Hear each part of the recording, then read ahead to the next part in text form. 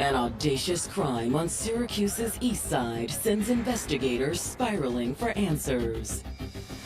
Oh, get out, get out. Oh, this is a show. It was a very brutal, grisly crime scene. The little kid just ran to me. He said his friend was dead. It's a crime of anger, someone who is very upset with that person. It definitely devastated me because now in my head it's like, why? Before long, detectives are hot on the trail of a heartless killer. There had been history of physical and psychological abuse. He had both motive and proclivity to commit this crime, but he was nowhere to be found. That gave us a really strong indication that he was on the run. But her loved ones won't stop fighting until they see justice served. He took a life that didn't belong to him, and he thought he was going to get away with it. He has no remorse. He does not care. This is a selfish and evil crime. Any red flags of abuse or a bad relationship, just run. Just get out. September 15th, 2021. Summer is coming to an end in Syracuse, a city regarded as the economic and educational hub of upstate New York. It's known as the Central City in upstate New York. Approximately 150,000 people. We're most well known for Syracuse University, but the city itself has been one of the more violent places in upstate New York. Because of that, we have an entire unit that investigates homicides in the city.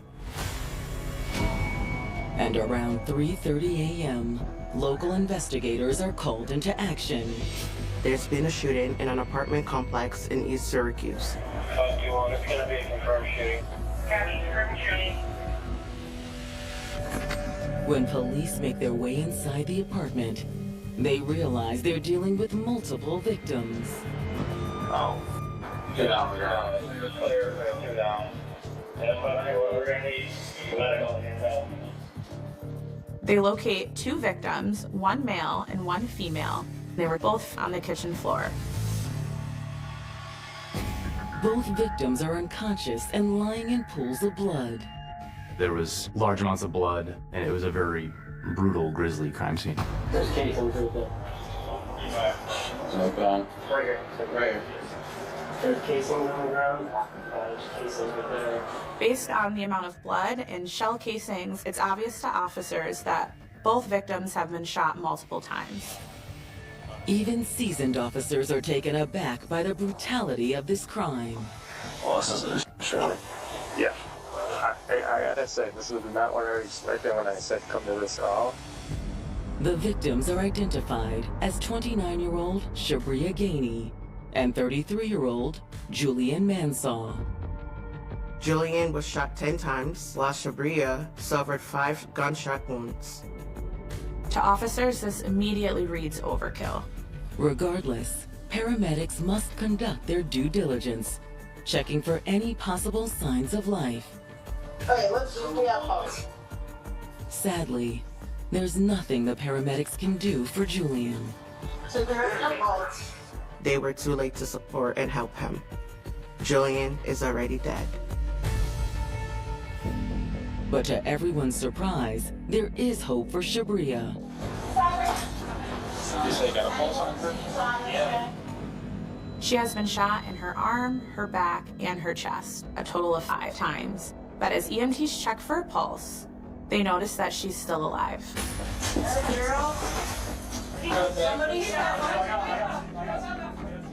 However, if there's going to be a chance of saving Shabria's life, paramedics are in a race against time.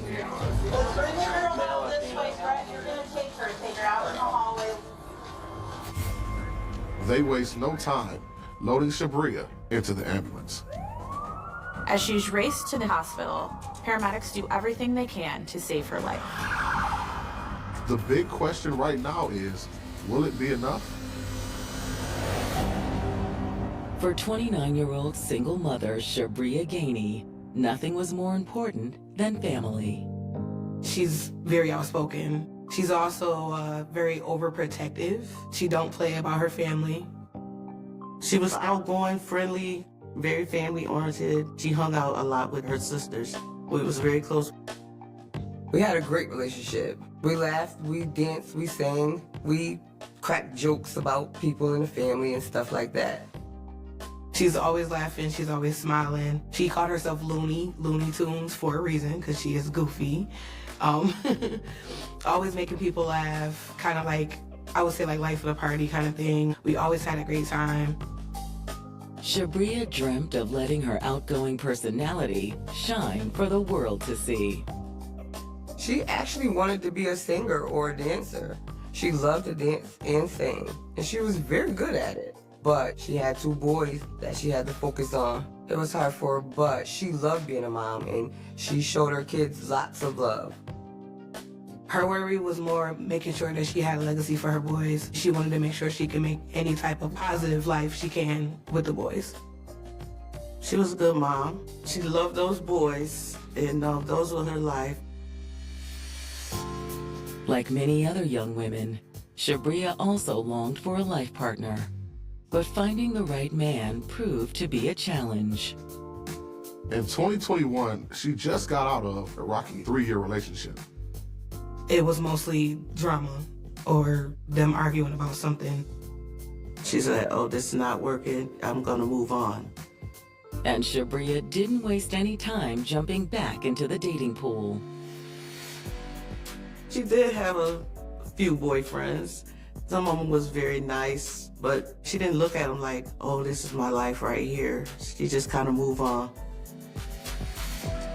However, when Shabria started spending more time with a childhood friend, 33-year-old Julian Mansaw, it seemed as though their platonic relationship could become something more. They were friends since middle school. They've always been really close. He's been around forever, always there for her. She can always depend on Julian. I think her and Julian always had a little romance going on, but they never pursued it because they were in relationships. And they didn't want to mess up their friendship by a relationship. But after years spent as just friends, the stars had finally aligned. Julian was newly divorced and had 2 young kids. So he and Shabria really bonded over their love for their children. It was nice to see her happy and smiling. He was good to her. He kept a smile on her face. But now Shabria and Julian have been gunned down inside her apartment. Let's bring the girl down this way, Brett. You're gonna take her out in the hallway. Julian didn't make it, but Shabria still had a pulse, so she was rushed to the hospital. Meanwhile, officers outside are speaking with the neighbor who made the 911 call, and he's accompanied by a young boy. He just ran, the little kid just ran to me. Yeah. He said his spirit was dead. It seems Shabria's 6-year-old son was the one who found her and Julian. Did he also witness what happened? It is difficult to see a small child trying to process those very, very difficult traumas. After ending a tumultuous 3-year relationship, single mother Shabria Gainey had recently gotten another chance at love with an old friend named Julian Mansaw. He was very nice and good to Shabria. Julian was the gentlest person I knew. They were always friends. He's been around forever. But on September 15th, 2021, Julian is dead, and Shabria's life is in jeopardy after her young son found them shot inside Shabria's East Syracuse apartment. He just ran, the little kid just ran to me. Yeah. He said his spirit was dead. Shabria's neighbor tells detectives that around 3 a.m., he just stepped outside when Shabria's little boy ran up to him. I was still outside. You were sitting outside. He just basically found you first. He was crying. The caller stated that he did not step foot inside, but instead called 911 and waited with the young boy. The officers decide to take Shabria's young son aside to see if there's anything else he can tell them about what he witnessed. Why don't you follow me, little man? Want to have a seat in here for me, buddy? That was a very difficult interview for him to get through, especially. He is 6 years old. It is difficult to see that in a small child, trying to process those, very, very difficult traumas. He said he heard shots, and he said he stayed in his room because he was scared, and when shots stopped, he came out, and he said they was all in a lot of blood, and so he ran out and tried to get help. Fortunately, Shabria's other son was spared the nightmare his little brother endured. That night, the father of the oldest one took him, and she had the little one. As police continue questioning Shabria's young son, they realize he won't be able to give them much more information. Who else was in the apartment besides your mom? Have you seen that man who was in there before? No. He doesn't know his date of birth. He just knows his skills. Does he know his first and last name? Just his first name. He does know that he's got family living nearby, but he doesn't know where they are or how to reach them. He says he's got a grandma, but doesn't know where, doesn't know his number. However, as the sun begins to rise over Syracuse, the rest of Shabria's family receives word that something terrible has happened. My uncle's girlfriend called me and told me that she had been listening to the police scanner, and it said Gainey on the east side of Syracuse. I woke up to 5 missed phone calls and a message saying that Shabria could be in trouble and that we needed to head up to her apartment as soon as possible. I got the call. It said, get to Shabria's house ASAP. Something happened. Shabria's family began to show up on the scene and demand answers from police. My Aunt Melissa was out there. We all were out there. Shabria's kid was in a car with this CPS worker. We got a call that our family member is in trouble. We need to know what's going on, at least something. But with an open investigation in process, getting any answers from the officers is easier said than done. Ma'am, I have nothing for you. I seen a lot of police and it was taped off. We didn't know who was hurt in the house or how bad it was or anything, and they weren't really telling us much. So it was terrible. We were very much panicked. I just got the call from the neighbor. That's the only reason why I knew. It's an ongoing investigation. I can't say anything. Really? Really. It's very common in homicides, especially, to have family members have very big reactions. So I don't begrudge anybody that has a big reaction to that. You want to be as helpful as you can, but it's difficult to toe that line between telling the family everything and protecting the integrity of the case. Obviously, they got a crime scene to focus on, but we're trying to figure out where my sister is. They took a long time to actually tell us anything. We stood outside for an hour waiting to hear something. Finally, there's some news. And they said 2 people was hurt and Shabria was at the hospital. Shabria's family rushes to her side, but upon arriving at the hospital, they learn it's too late. Despite doctors' best efforts, they were not able to bring Shabria back from the brink. My sister is dead.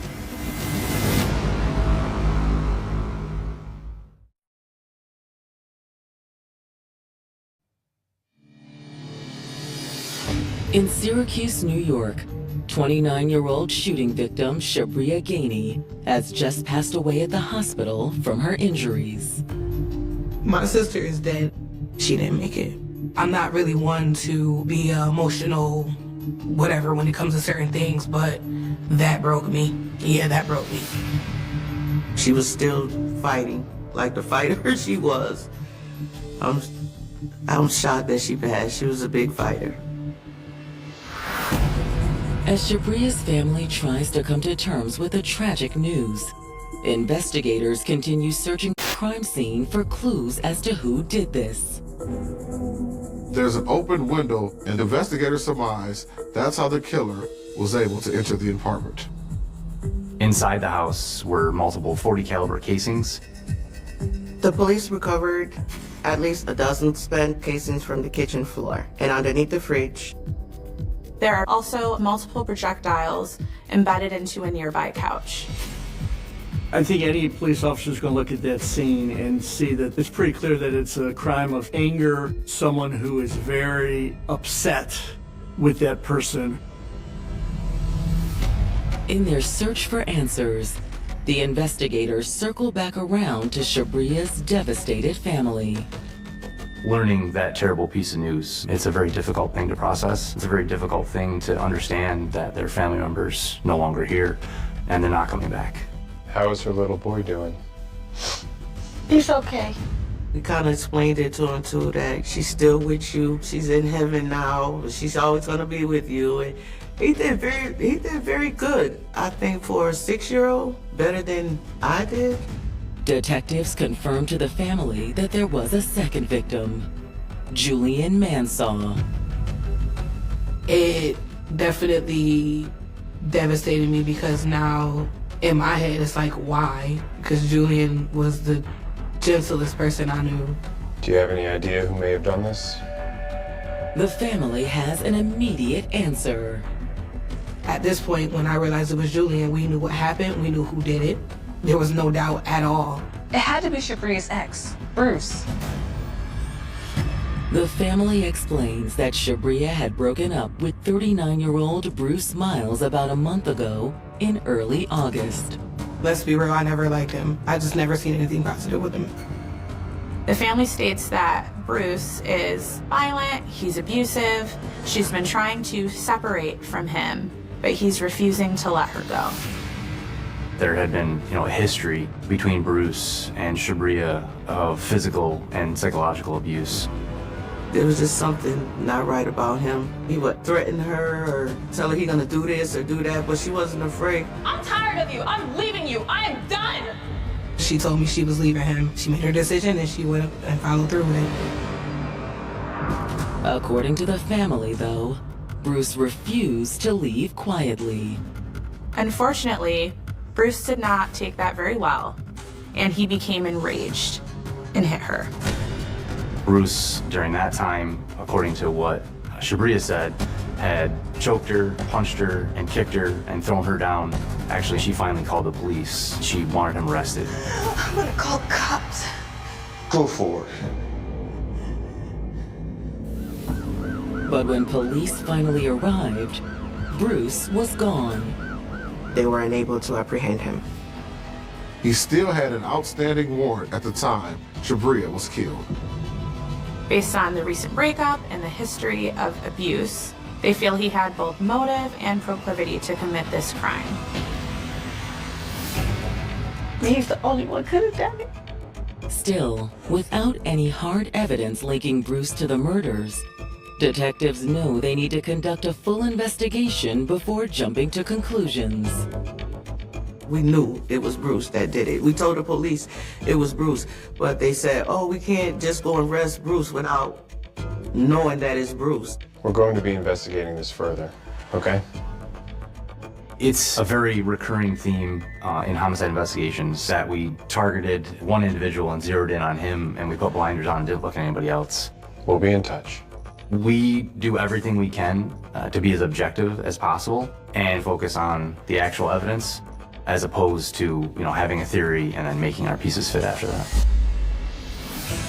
Back at the station, detectives begin ruling out any other possible suspects. We also looked into potential persons of interest in Julian's life, and we didn't see anything in Julian's life that would indicate to us that Julian had any enemies. So we really focused on Shabria. When detectives perform a background check on Shabria's ex, Bruce Miles, they unlock a wealth of information that corroborates what they've already learned from Shabria's family. He had a previous history. He had a firearms charge in his past, and the domestic violence with Shabria, it corroborated what we thought. We knew that Bruce had been abusive in the past. Next, detectives uncover a piece of information that might help them track Bruce down. They see Bruce Miles has a white sedan registered to him. It was an older model. Looking for any sign of Bruce's white sedan, detectives comb through video footage collected from surveillance cameras near the crime scene. There was a lot of video in this case from cameras that are set up throughout certain areas of the city that SPD owns and operates, from residential cameras and business cameras. A large part of what we do is we expand our investigation out and we track persons of interest or vehicles coming to or going from the scene before and after the crime. When detectives start scouring through the footage, it doesn't take them long to find something.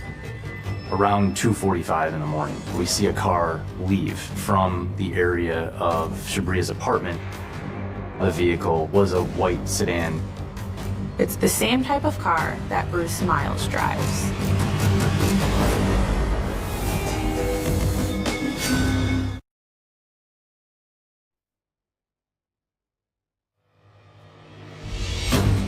Syracuse detectives investigating the double homicide of 29-year-old Shabria Gainey and 33-year-old Julian Mansaw believe Shabria's ex, Bruce Miles, is behind the sordid crime. And they've just located surveillance footage that bolsters their theory. Around 2:45 in the morning, we see a car leave from the area of Shabria's apartment. The vehicle was a white sedan. It's the same type of car that Bruce Miles drives. Using the footage obtained from other cameras across the city, detectives begin tracking the white car and recreate the path it took after leaving Shabria's apartment. About half a mile from the crime scene, the car stopped at a local convenience store, and the driver exited the vehicle and walked inside. The video wasn't the greatest. It was nighttime, so it's kind of hard. You can't really make out a face. After leaving the convenience store, the driver heads south, eventually pulling over along the banks of Onondaga Creek, a shallow waterway running through the city. Detectives now believe the murder weapon was disposed of in that creek.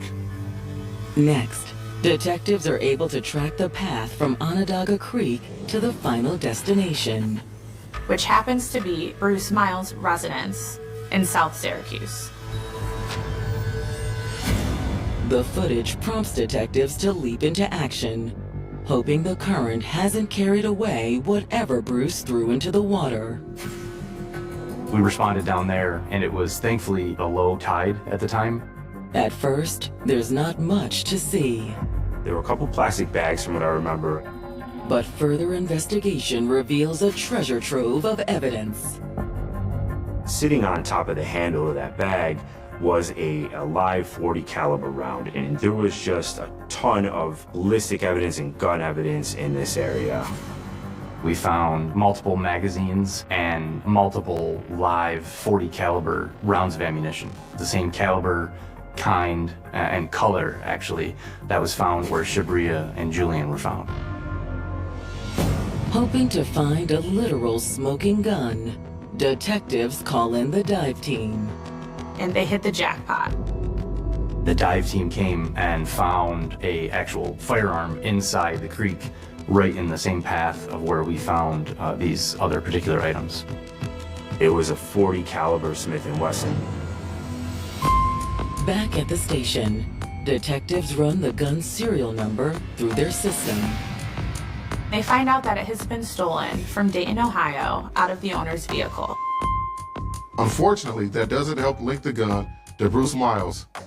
However, the evidence is compelling enough for detectives to get a warrant to search the home Bruce shares with his mother. The white sedan is there, but Bruce is not. When they executed the warrant, Bruce was nowhere to be found. Inside the home, they don't uncover any evidence that directly links Bruce to the crime. His mother stated that there was no way Bruce could have committed the murders, as he was home from 1 a.m. to 7 a.m., which is the time frame when the murders occurred. His mom told us that he was sleeping on the couch downstairs.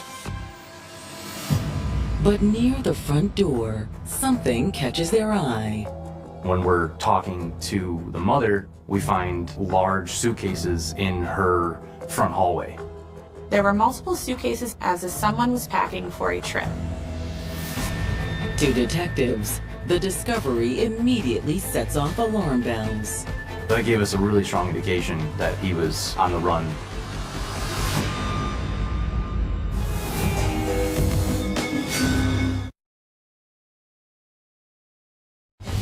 Syracuse detectives have zeroed in on 39-year-old Bruce Miles as the prime suspect in the murders of his ex-girlfriend, Shabria Gainey, and her new boyfriend, Julian Mansaw. And after unearthing some damning evidence, police now believe Bruce is trying to evade them. There were multiple suitcases as if someone was packing for a trip. That gave us a really strong indication that he was on the run. Ma'am, can we speak to you for a moment? And even though Bruce's mother claims he was home with her all night between 1 a.m. and 7 a.m., investigators aren't buying it. He was here last night. We have footage that proves otherwise. We were able to definitively say with camera footage that that's not what happened. They have his car in surveillance, leaving Shabria's apartment complex around 3 a.m. The detectives tell Bruce's mother about how they tracked his movements all the way to Onondaga Creek, where they found the gun that killed Shabria and Julian. The creek was just a couple blocks from Bruce Miles' home. This is a mountain of evidence against Mr. Miles. Where is he? I don't know. You sure about that? That's when Bruce's mother starts to cave. Okay. She admits she gave him a ride to the bus station earlier that morning around 3:30 a.m. However, she was unsure where he was going. Why are these suitcases still here? They wouldn't let him take them all. Bruce tried to bring those suitcases with him to the transport center, but he was unable to because they only let him bring a certain number of luggage items. Armed with this new information, detectives head to the bus station, hoping to figure out where Bruce went. We were able to find that he had purchased a ticket at 3:30 in the morning for a bus from Syracuse to Columbus, Ohio, which is supposed to arrive at 2:10 p.m. This is right around noon that we learned this information. With only a couple of hours before Bruce is due to arrive in Columbus, detectives quickly reach out to their counterparts in Ohio. We were able to contact their warrant squad in Columbus, and they were gracious enough to help us take him into custody. Officers in Ohio arrive in the nick of time, just as the bus is pulling in. They reacted in record time, and the fact that they were able to get to the regional transportation center while the perpetrator was still on the bus was incredible. Bruce Miles. Yeah, you under arrest. As soon as Bruce exits the bus, they're able to apprehend him and take him into custody. He did not resist arrest. He was taken into custody without incident. I felt like it was stupid to run. It was a lot of drama. We were so happy that they caught him finally. That's what everybody was hoping for. Because we thought he got away. The detectives back in Syracuse are eager to speak with Bruce. Once we learned he was in custody, we drove directly to Columbus, Ohio to attempt to interview him, and he declined our efforts to have a conversation with him. He was subsequently extradited back to New York. Bruce is charged with 2 counts of first-degree murder. First-degree murder is a rare charge in New York State, reserved for only the most heinous and serious crimes. Murder in the first degree, you need aggravating factors. And in this particular case, the aggravating factor was that 2 people lost their lives at the same time. But without a confession, prosecutors will have to work overtime to craft their theory of what really happened on the night of September 15th. When he actually got into the apartment, then just rage came out.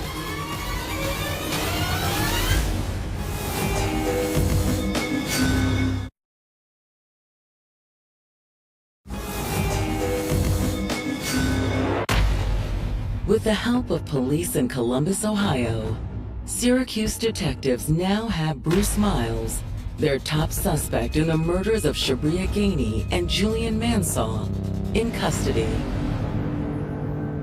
I was happy that they got him, but I was still sad because he took my best friend away. We formally charged him with murder in the first degree because he had killed 2 people.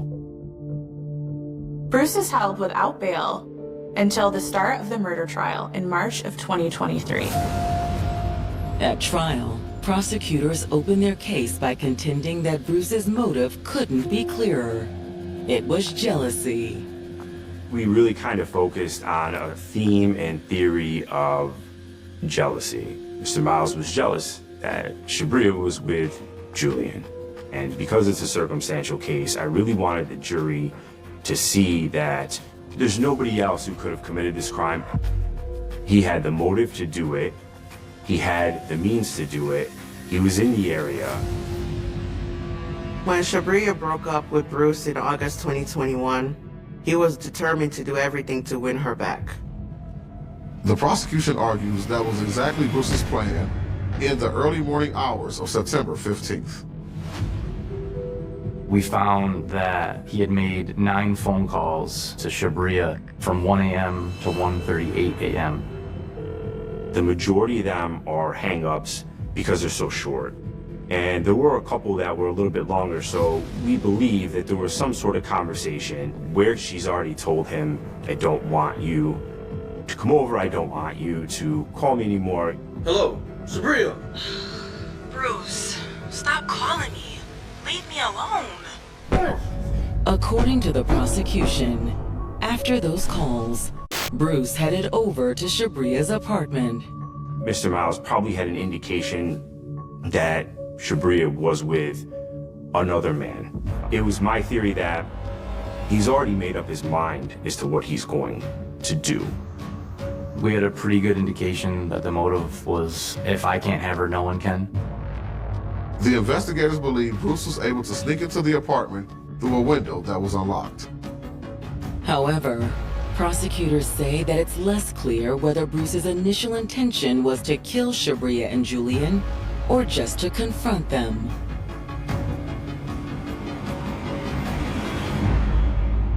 Who is this? I think that wasn't necessarily a crime of passion, but I believe that when he actually got into the apartment, then just rage came out. Shut up! The prosecution argues that Bruce lost it because what he wanted did not happen. He was super angry to find Sabria with another man.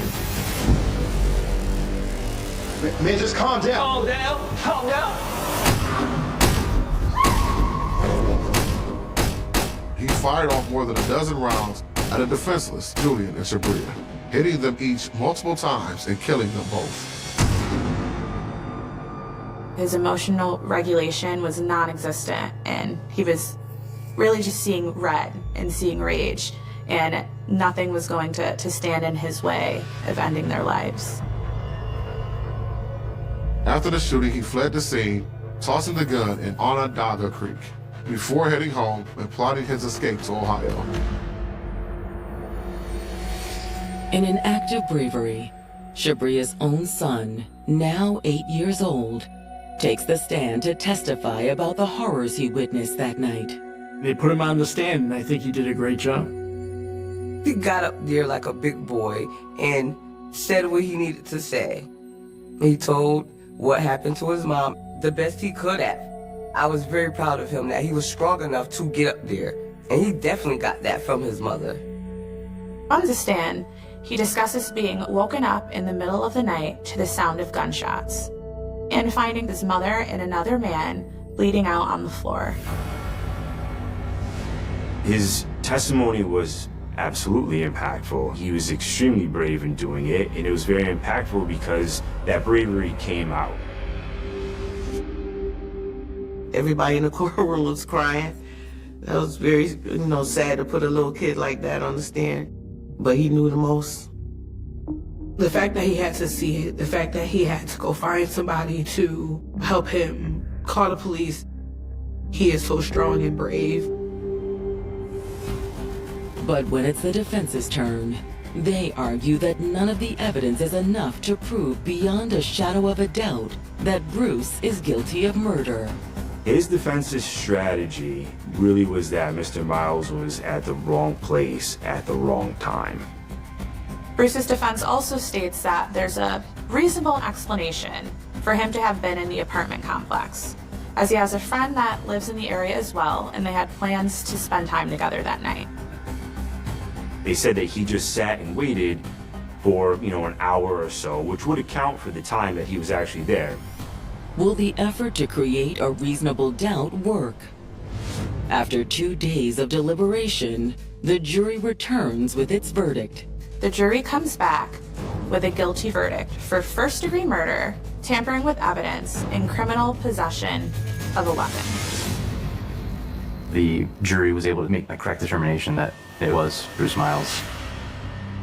When they said guilty, it really was just a big relief because I could hear Shabria's family and Julian's family in the back start to cry, and they were obviously very emotional. I was happy that it came back guilty. That was a very good day, but I was very nervous. We sat there and waited and waited and waited and waited, and I just wanted to celebrate, because if this is the type of justice that we have to get, then so be it. I knew he was going down. I was happy about that. This is the best day of my life, I felt like. At Bruce's sentencing hearing, Shabria's family has some choice words for him. They discuss how difficult it has been for Sabria and Julian's children to cope with the loss of their parents, especially Sabria's son, who now suffers from PTSD and night terrors. The fact that he had to see it, the fact that he had to go find somebody to help him, the fact that he's involved, period, like, no, I'm not okay with it. But even faced with all the grief he's caused, Bruce refuses to admit his guilt. He told the court, I'm not going to apologize or say I'm sorry because I have nothing to be sorry about. He was very nonchalant in the courtroom. He thought he was going to get away with it. He has no remorse. He does not care. And he's really trying to save himself. But the judge is having none of it. The judge was like, you don't have any remorse? And told him he's very disappointed in him when we know that you've done this and you still have no remorse. He was sentenced to potential of 41 1/3 to life to 44 years to life.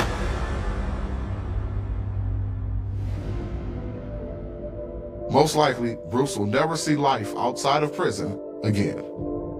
However, for those left behind, it still doesn't feel like enough. I was glad that he was getting such a high number, and obviously he has life on the back end of it. But in my opinion, I thought he deserved life without parole. I think he should do life. He took away a life. He took a life that didn't belong to him. I was happy, but at the same time, like I said, it doesn't bring her back. It doesn't bring Julian back either. Mr. Miles is where he belongs. He took away somebody's sister, somebody's daughter, somebody's mother. He took away a son, a brother, a father. And again, for just really no good reason. Whenever somebody loses their life, there's always more than one victim, especially in this case. Anybody who loved Julian or anybody who loved Shabria, they're also victims, and especially Shabria's son. He's strong. He's in counseling. He didn't really talk too much before, and now he opens up and talks. He's doing very good. Better than I thought he would. He's doing great. I have this huge picture in my room of Shabria, the beautifulest picture ever. And when I feel down or whatever, I may talk to that picture, let her know how much I miss her. And I wish she was here. I would give her a big old hug and a kiss and tell her I love her so much. There's so much she's missing that she should be here for. We all miss her down here. The night of June 13th, 1996 began like an ordinary night in Idaho Falls. The city was quiet. The streets were familiar. Nothing suggested that by morning, one family would be destroyed and a murder investigation would begin that would eventually expose one of the most painful wrongful conviction stories in Idaho. Angie Dodge was 18 years old. She was living in an apartment at 444 I Street in Idaho Falls. She was young, independent, and building a life of her own. There was no warning that her life was about to end. At some point during the night, an intruder entered her apartment. What happened inside was horrific. Angie was sexually assaulted and murdered. Her throat was cut so violently that investigators later described the injuries as nearly decapitating her. By the time police arrived, the apartment had become a crime scene. The young woman, who should have been waking up to another ordinary morning, was dead. Investigators immediately began searching for answers. Evidence was collected. Biological material was recovered. Witnesses were questioned. The murder generated fear throughout Idaho Falls because the killer had entered an apartment and attacked a young woman in her own home. But the investigation soon encountered a problem that would define the case for decades. The DNA recovered from the crime scene belonged to an unknown man. Investigators had a genetic signature, but they did not have a name. And instead of following that evidence to its conclusion, the investigation would eventually move in a very different direction. A young man named Christopher Tapp became the focus. Tapp was 20 years old. He was questioned repeatedly. According to later court filings and investigative records, the interrogation lasted for more than 40 hours and involved polygraphs and pressure that ultimately resulted in a confession. Tapp later said the confession was false. He maintained that he had not murdered Angie. More importantly, the physical evidence did not support the confession. DNA testing excluded Tapp from the semen recovered from the crime scene. Yet the prosecution continued. In 1998, Tapp went to trial. The jury convicted him of first-degree murder, rape, and use of a deadly weapon. He was sentenced to life in prison, plus additional years. His conviction was affirmed on appeal in 2000. The case appeared to have an answer, but it did not. It had a conviction without the DNA match that should have connected the accused man to the physical evidence. For the Dodge family, there was a verdict. For investigators, there was a convicted man. But for the evidence itself, there was still an unanswered question. Who was the man whose DNA had been left behind?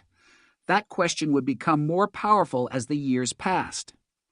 Christopher Tapp remained imprisoned while the real killer remained outside. Angie's mother, Carol Dodge, refused to let the case become a closed chapter. She continued searching for the truth. The Idaho Innocence Project eventually became involved. New DNA testing was pursued.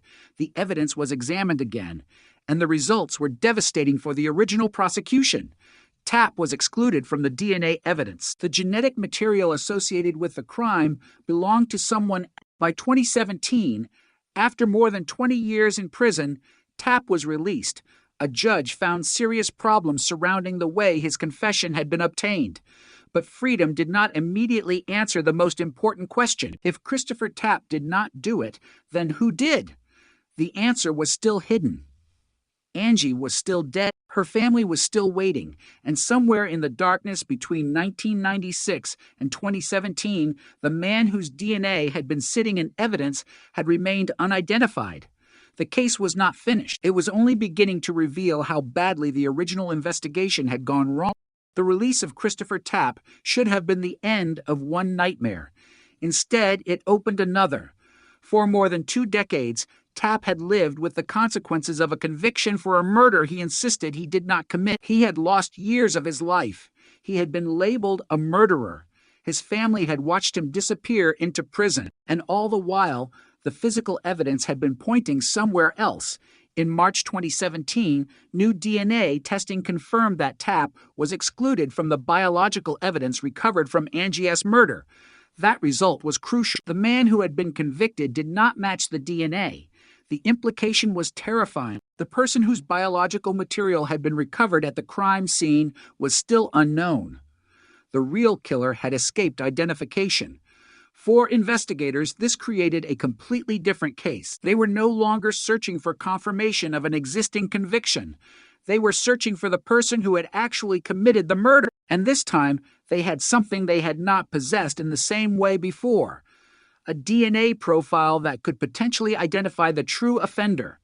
But having DNA is not the same as having a name. The profile could sit in a laboratory database without producing a match. A person could avoid submitting DNA to law enforcement. He could live somewhere else. He could have no obvious criminal history. He could have disappeared into ordinary life. That was the terrifying possibility. Angie's killer might not have been hiding in a remote location. He might have been living an ordinary life while investigators continued searching. The DNA was a silent witness. It could tell investigators that the same man had left biological evidence at the crime scene, but it could not tell them where he was. The breakthrough would eventually come through an entirely different form of genetic investigation. Investigators began exploring genetic genealogy. Instead of asking whether the unknown profile directly matched a person already in the criminal justice system, they could potentially use genetic information to identify relatives of the unknown contributor and reconstruct a family tree. This was a dramatic change in strategy. The investigation was no longer limited to the suspect himself. It could reach outward through his relatives. The technique required careful analysis. A distant genetic connection could lead to a family. A family could lead to several possible men. Investigators would then have to narrow the possibilities. The process was painstaking, but it offered something traditional searches had not: a path forward. The mystery of Angie Dodge had lasted nearly 23 years by the time this new approach began producing results. The murder had become a cold case. The original investigation had already caused irreversible damage. Christopher Tapp had spent decades imprisoned. Angie's family had lived with grief and uncertainty. Yet the case still contained the evidence needed to find the real perpetrator. The investigators just needed a way to read it. Then the genetic genealogy work began narrowing the field. The trail eventually led investigators toward a man named Brian Lee Drips. He had lived across the street from Angie at the time of the murder. That fact transformed the investigation. Suddenly, the unknown DNA contributor had a potential identity, but investigators still needed proof. A genealogical lead could point them towards someone. It could not by itself establish that the person was the killer. Detectives began surveillance. They watched Drip. They waited for an opportunity to obtain a DNA sample without alerting him. And then came the tiny clue that would change everything: a cigarette butt. Drips discarded it. Investigators recovered it. The DNA was tested. The result matched the DNA from Angie's crime scene. The unknown man finally had a name. For nearly 3 decades, Angie Dodge's murder had existed as a story without its final answer. Now, suddenly, the evidence had connected the crime scene to Brian Drips. Investigators interviewed him. According to the later court filings, Drips admitted that he had raped and murdered Angie. He said he acted alone. He also acknowledged that he had not known Christopher Tapp and had never met him. The confession was devastating because it confirmed what the DNA had already revealed. The wrong man had been imprisoned. The real killer had been living free. Drips had reportedly lived across the street from Angie at the time of the murder. The killer had not been some distant stranger who disappeared into the night. He had been close. That realization made the decades-long mystery even more disturbing. While investigators pursued Tapp, the actual perpetrator had remained outside prison. The DNA evidence had been sitting in the case file all along. The problem had been identifying whose DNA it was. Genetic genealogy changed that.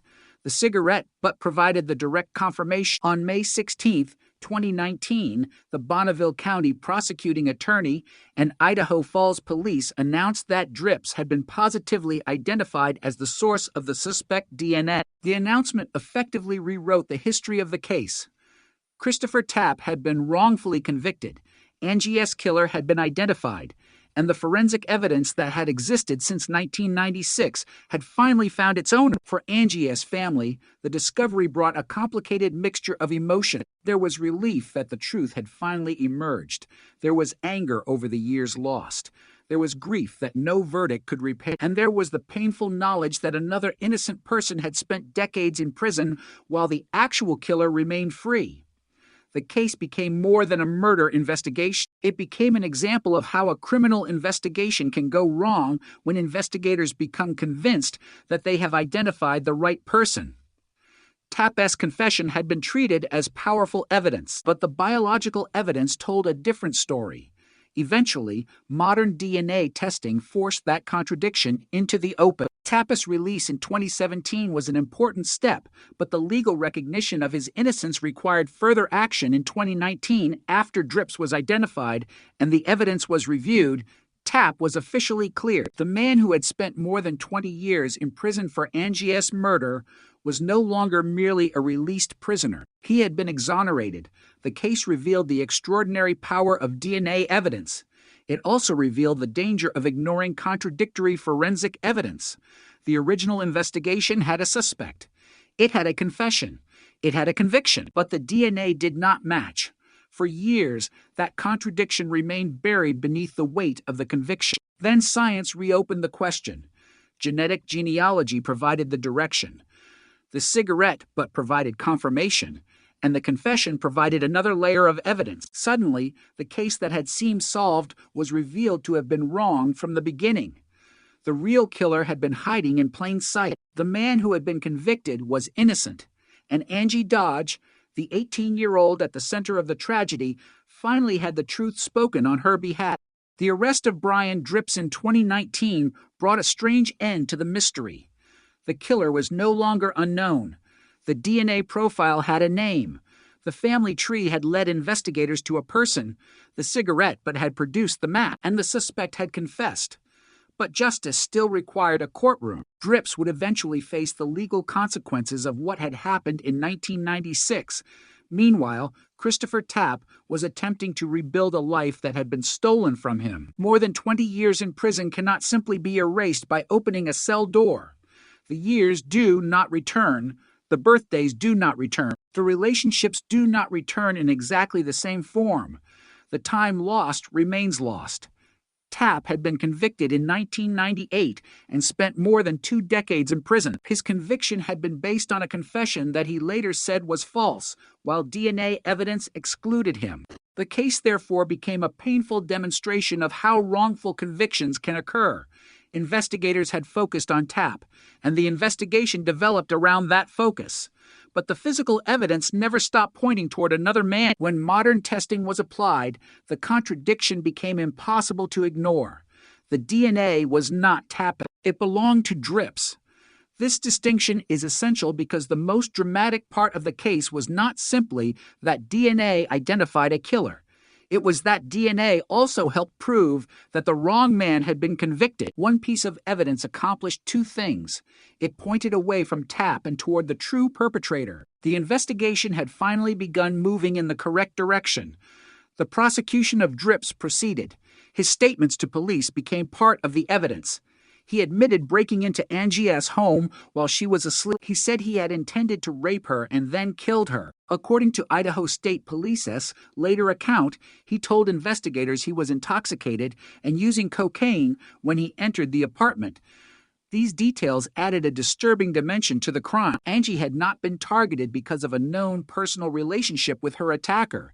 She was vulnerable because she was asleep in her own home. The man responsible had entered her apartment and attacked her. The murder had not been an accident. It had not been a misunderstanding. It was a violent crime that destroyed a young woman's life, and for years, the wrong man had been paying the price. The eventual identification of Drips allowed investigators to reconstruct the case more accurately. It also allowed Angie S.'s family to separate 2 stories that had been intertwined for decades. The story of Angie S.'s murder and the story of Christopher Tapp's wrongful conviction. They were not the same story. One was about a young woman whose life was taken. The other was about a young man whose freedom was taken because investigators believed he was responsible. Both were victims of the same failure. The real perpetrator was the man whose DNA had been present from the beginning. The case also demonstrated how genetic genealogy could be used to investigate an unknown offender when conventional DNA databases produced no direct match. Idaho State Police now identifies forensic investigative genetic genealogy as one of the advanced methods available in cold case investigation. The technology that helped solve Angie S.'s case has since become part of a broader forensic landscape, but in 2019, it felt like a revelation. A family tree had transformed an anonymous genetic profile into a real person. The cigarette butt had turned suspicion into confirmation, and a case that had remained unresolved for nearly 3 decades suddenly had an answer. There was another haunting detail in the case. Brian Dripps had lived across the street from Angie at the time of her murder. That fact made the eventual identification feel almost unreal. Investigators had been searching for an unknown killer while the person they were looking for had been living nearby. He was not some invisible figure who had vanished into another country. He was close enough to the victim that the geography of the case suddenly became horrifyingly simple. Across the street, that was where the killer had been. The DNA had known. The investigators did not. The significance of that distance became clearer after Dripps was identified. It meant that the investigation had not been chasing a ghost. It had been looking at a crime committed by a man who was physically near the victim's home. The evidence had survived. The identification had simply taken years. This is one of the reasons cold cases are so psychologically powerful. The passage of time can create the impression that the killer must have disappeared. But sometimes the person remains in the same community. Sometimes the suspect continues living an ordinary life while the family of the victim carries an extraordinary burden. Angie's family had spent years without knowing who had killed her. Christopher Tapp had spent years behind bars. Meanwhile, Dripps had remained free. The eventual DNA identification, therefore, produced a kind of shock that was deeper than an ordinary arrest. It revealed that the justice system had been looking in the wrong direction. It revealed that a confession could be wrong. It revealed that a conviction could be wrong. And it revealed that the truth could survive inside a tiny biological sample until investigators were finally capable of finding it. The case also illustrates why forensic science must be interpreted carefully. DNA is powerful, but its value depends on how it is collected, analyzed, compared, and presented. In Angie's case, the original crime scene DNA was essential. Later testing excluded Tapp from the evidence. Genetic genealogy generated a lead toward Dripps. Surveillance produced the cigarette butt. The direct comparison confirmed the connection. Each stage strengthened the next. Without the direct DNA confirmation, genealogy would have remained a lead. Without the original crime scene DNA, the cigarette butt would have meant nothing. Without investigators reopening the case, the old evidence might have remained untouched. The solution required all of these pieces to align. The story is therefore not about a single miraculous test. It is about a chain of evidence that took nearly 3 decades to complete. When Dripps was eventually identified, the investigation could finally explain what had happened to Angie. But for her family, explanation was not the same as healing. The memory of her murder remained. The years without her remained. The image of an 18-year-old woman whose life ended in her own apartment remained. Justice could not undo the crime. It could only establish responsibility, and even that had taken far too long. The family had watched the investigation change direction. They had watched Tapp's conviction. They had watched him spend decades in prison. They had watched his release. Then they watched investigators identify the true killer. It was an emotional journey that no family should ever have to experience. Yet they continued to seek the truth. Carol Dodge, Angie's mother, became an important supporter of efforts to free Tapp and find the actual perpetrator. Her involvement demonstrated something remarkable. Even while grieving her daughter, she was willing to recognize that another family had been devastated by a wrongful conviction. She supported efforts that ultimately helped expose the truth. The case therefore became a story about 2 families bound together by a crime neither had caused. One family lost a daughter. Another lost years of a son's life. The same murderer was responsible for both tragedies. The courtroom eventually became the place where those 2 stories collided. Dripps faced the consequences of Angie's murder. Tapp was no longer the accused man. He was the man whose conviction had been overturned and whose innocence had been established. The evidence had separated the guilty from the innocent at last. When Dripps was sentenced, Angie's family finally had the opportunity to speak directly about the consequences of what he had done. Idaho State Police later reported that Dripps was sentenced to life in prison, with 20 years before he would become eligible for parole. The sentence could not restore Angie. It could not give Tapp back his lost years, but it represented a legal acknowledgement of responsibility. In court, the emotional weight of the case was impossible to ignore. Todd Dodge, Angie's older brother, described how the murder had thrown his life and his family into chaos. He spoke about waiting for justice and the enormous number of days that had passed. Those words reveal the true scale of a decades-long cold case. 23 years is not simply a number. It is thousands of mornings, thousands of nights, holiday, birthdays, family events, ordinary days when someone should have been there but was not. For Tapp, those years were spent behind bars. For Angie S. family, they were spent without her. For the killer, they were spent outside prison. That imbalance is what made the eventual resolution so powerful. The case had not merely identified a murderer, it had exposed how badly the justice system had failed before modern forensic science corrected the record. The tragedy did not end with Drips's arrest. It continued through the legal process, but the central mystery had finally been solved. The DNA belonged to Drips. His confession supported the evidence. The court imposed a life sentence. The family could finally say that Angie S. killer had been identified. The case also became a landmark example of genetic genealogy in criminal investigation. Traditional DNA databases can produce direct matches when an offender's DNA is already stored. But when no direct match exists, investigators can face an enormous wall. Genetic genealogy can sometimes create a path through relatives. In Angie S. case, that path ultimately led to Drips.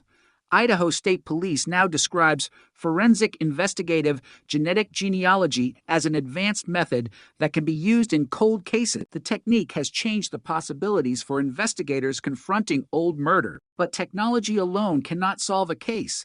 Investigators must be willing to reopen files. Prosecutors must reconsider old assumptions. Laboratories must preserve and test evidence. And families must often endure years of uncertainty before a breakthrough arrives. Angie's case required all of those things. The final answer was not discovered because someone suddenly remembered Drips's name. It emerged because science created a bridge between an unknown DNA profile and a living suspect. Then a cigarette, but crossed the final gap. One tiny piece of discarded evidence became the confirmation investigators needed. It is difficult to imagine how insignificant that cigarette but must have looked when it hit the ground. Yet, in the context of the case, it became a turning point. For 23 years, investigators had been asking who left the DNA behind. Now they knew. The killer had been living under a name. He had a history. He had a home. And he had left behind exactly what investigators needed. The story of Christopher Tapp is inseparable from the story of Angie Dodge because the two men in the case could not have been more different in the eyes of the justice system. Was once presented as the perpetrator. Drips was eventually identified as the actual killer, yet the evidence had been pointing toward the truth for years. Tapp's conviction became a warning about the dangers of false confessions and investigative tunnel vision. According to later court records, Tapp had been subjected to prolonged questioning and eventually confessed. Despite the DNA evidence excluding him, the fact that a confession existed made the case more complicated. Confessions can be powerful evidence in court, but a confession does not automatically make a person guilty. The surrounding evidence mattered. In Tapp's case, the biological evidence created a contradiction that eventually became impossible to ignore. When new testing confirmed that he was excluded from the DNA evidence, the foundation of the original conviction began to collapse. His release in 2017 was a major turning point, but release alone was not enough. The real question remained: where did the DNA come from? That question drove investigators toward genetic genealogy. The investigation was effectively starting over. But this time, the starting point was stronger. They knew the DNA belonged to the actual offender. They knew it did not belong to Tapp. They needed to identify the person whose DNA it was. The search led to Drips. The cigarette but confirmed the connection. Then came the confession. The case had finally moved from uncertainty to certainty. For Tapp, the outcome was bittersweet. He was free, but he could never recover the years spent in prison. For Angie's family, the truth was finally known, but their daughter could never return. For investigators, the case represented both a failure and a success. The original investigation had gone disastrously wrong. The later investigation had corrected it. That contradiction is what makes the case so important. A cold case is not always simply an old mystery. Sometimes it is an old mistake waiting to be corrected. The evidence can reveal not only who committed the crime, but who did not. Angie Dodge's DNA became the instrument that ultimately separated those two truths. The real killer left evidence. The wrong man left prison years later because science proved that evidence was not hid. The justice system had to acknowledge the difference, and the family had to live through both versions of the story. In the years after Tapp's release, he became an advocate for the wrongly convicted. His experience became part of a larger conversation about interrogation practices, false confessions, forensic evidence, and wrongful conviction. Angie's mother became an unusual ally in that process because she understood that finding justice for her daughter could not mean keeping an innocent man imprisoned. That moral clarity mattered. It helped shift attention back toward the real evidence. The case became a reminder that justice is not simply about securing conviction. It is about finding the truth. If the wrong person is imprisoned while the real killer remains free, justice has failed twice. It has failed the innocent person who lost freedom, and it has failed the victim whose killer remains at large. Angie's case contained both failures. The eventual DNA breakthrough began correcting them. The process took years. It required patience. It required investigators to accept that their earlier assumptions had been wrong. It required forensic scientists to examine old evidence. It required genetic genealogists to follow a family tree. It required surveillance. And it required the legal system to confront what had happened. The final result was not perfect. Nothing could make the decades disappear. But the truth finally became stronger than the original mistake. Nearly 3 decades after Angie Dodge was murdered, the case had finally reached the point investigators had wanted from the beginning. They knew the killeress identity. They knew the DNA matched. They had a confession, and they knew Christopher Tapp was innocent. But perhaps the most haunting part of the story is that the breakthrough came from evidence that had been waiting all along. The DNA did not suddenly appear. It had been present in 1996. The cigarette butt was new, but the biological profile was old. Genetic genealogy was new, but the evidence it analyzed was decades old. The truth had been there. The technology had not. That is why the phrase, "one tiny DNA clue," changed everything captures only part of what happened. It was not one clue alone. It was a chain. But one tiny piece of evidence provided the final link. The case began with an 18-year-old woman whose life ended violently. It moved through an investigation that focused on the wrong man. It produced a wrongful conviction.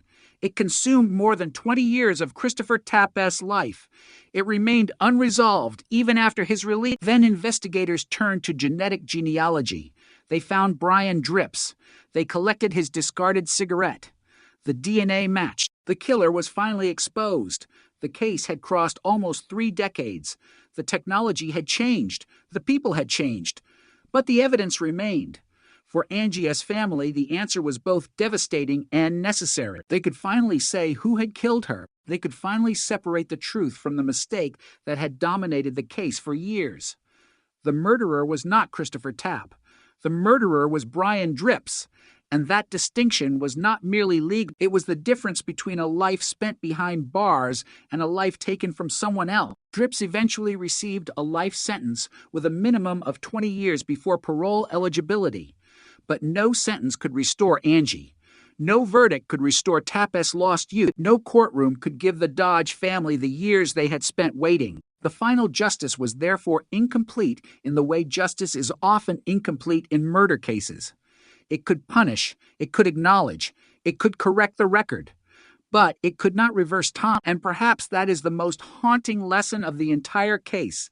Time does not always destroy evidence. Sometimes it preserves it. Sometimes the truth sits quietly inside a laboratory envelope, waiting for a scientist to have better tools. Sometimes the answer is buried inside a family tree. Sometimes the final clue is something as ordinary as a cigarette but dropped onto the ground. And sometimes a case that everyone believed had already been solved turns out to have been wrong from the beginning. Angie Dodge's murder became a cold case, not because there was no evidence, but because investigators could not initially identify what the evidence was telling them. The DNA knew. The investigators did not. Christopher Tapp knew he was innocent. The system did not accept it for years. Angie S. family knew they needed the truth. The answer took decades. Then the pieces finally aligned. The DNA pointed to drips. The cigarette confirmed it. The confession supported it.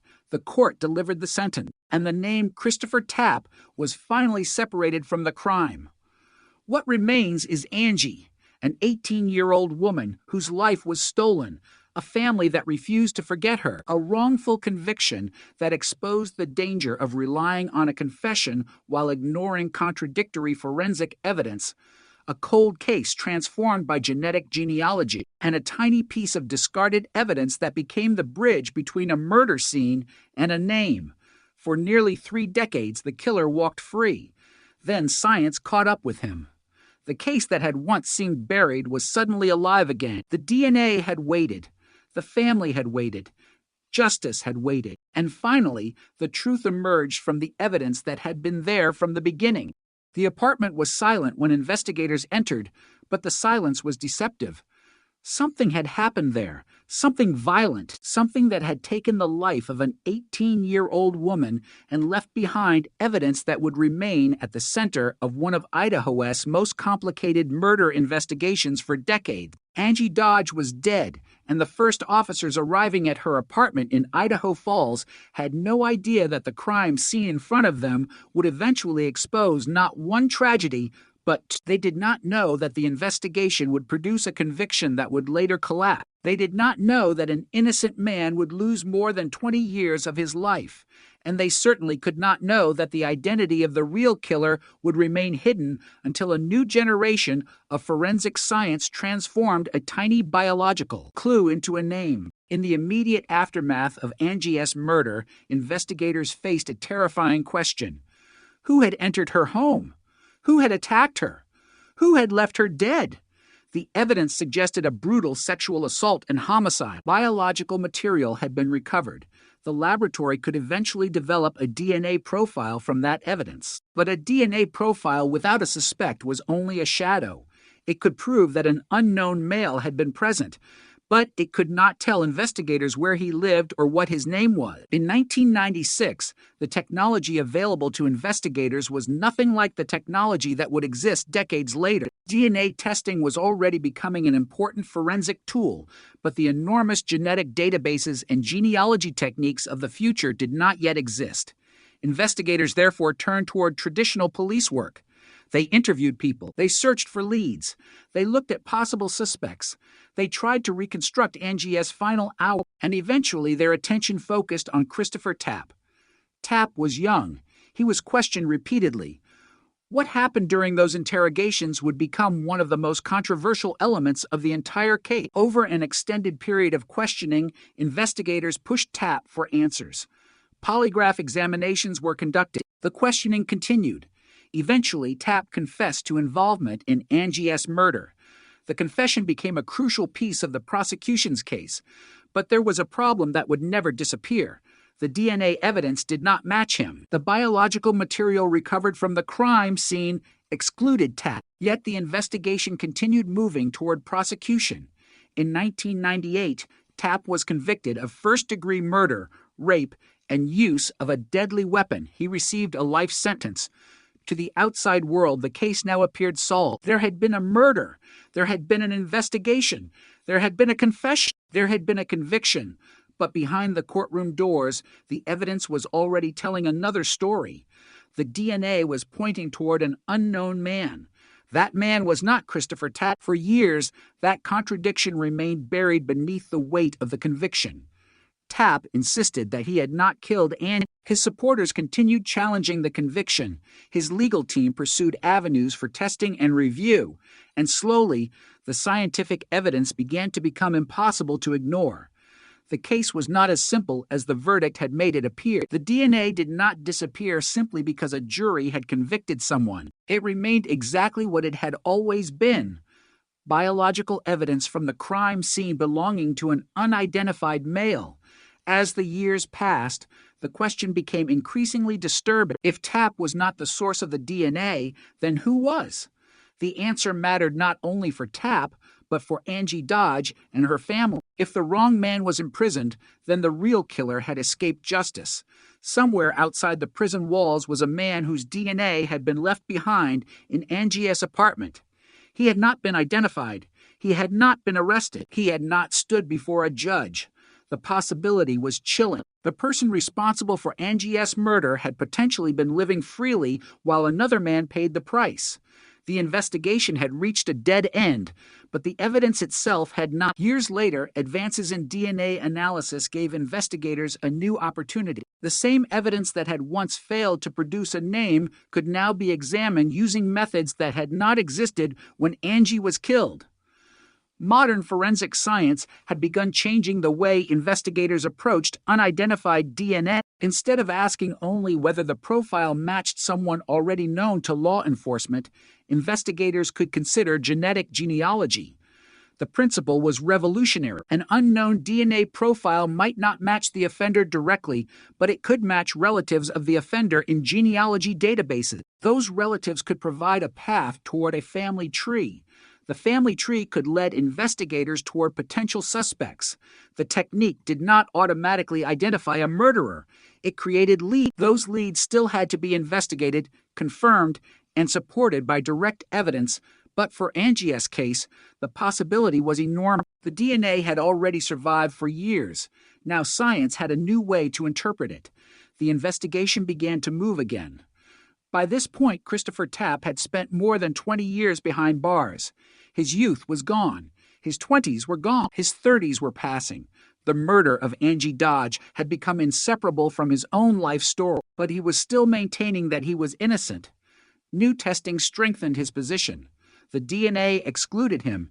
In 2017, after more than 2 decades in prison, Tapp was released. The development was extraordinary, but it did not solve Angie's murder.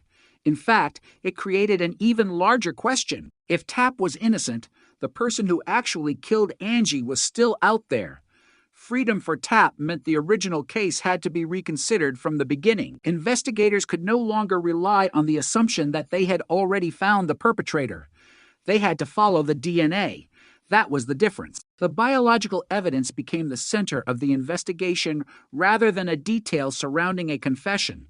The search eventually led to genetic genealogy specialists who examined the unknown profile. Family relationships began emerging from the data. The investigation slowly narrowed, and then a name appeared that would change the case forever. Brian Lee Drips. Drips had lived across the street from Angie at the time of her murder. Suddenly, the geography of the crime became terrifyingly significant. The unknown DNA contributor was not an abstract figure anymore. Investigators had a potential identity. A man who had been living near Angie in 1996 had become the focus of the renewed investigation. But the detectives still needed something more than a genealogical lead. They needed a direct comparison. They needed Drips's DNA, and they needed to obtain it in a way that would preserve the integrity of the investigation. Surveillance began. Investigators watched. They waited. The entire case had already survived more than 2 decades, and now patience was critical. Then came an ordinary moment that would become extraordinary evidence. Drips discarded a cigarette. To him, it was nothing.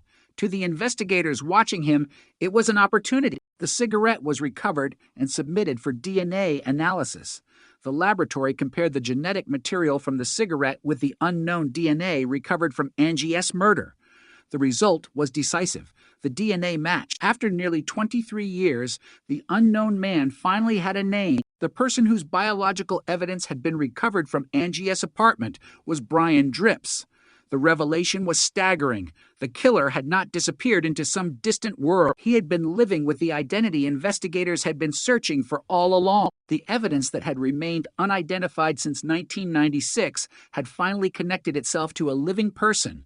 But the discovery also raised an unbearable question. How had the investigation gone so wrong?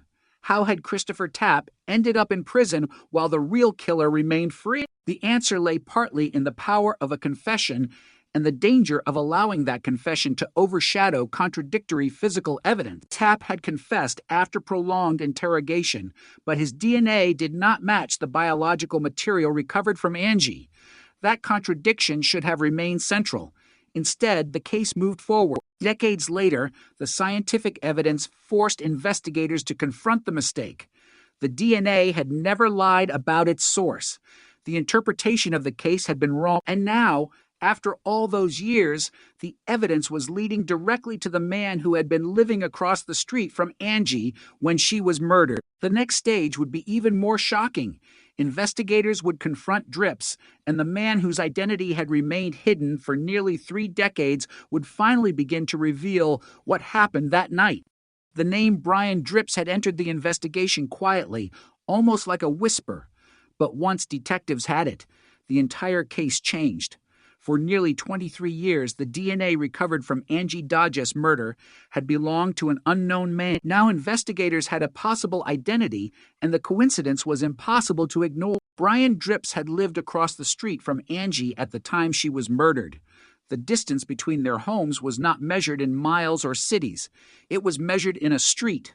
A few seconds of walking, a place where ordinary life had continued while a crime scene was being investigated nearby. For investigators, that fact transformed the genetic genealogy lead into something much more significant.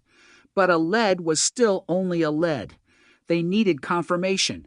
They needed evidence that could survive a courtroom. They needed to know whether the man whose family tree appeared connected to the unknown DNA was actually the man whose biological material had been recovered from Angie's apartment.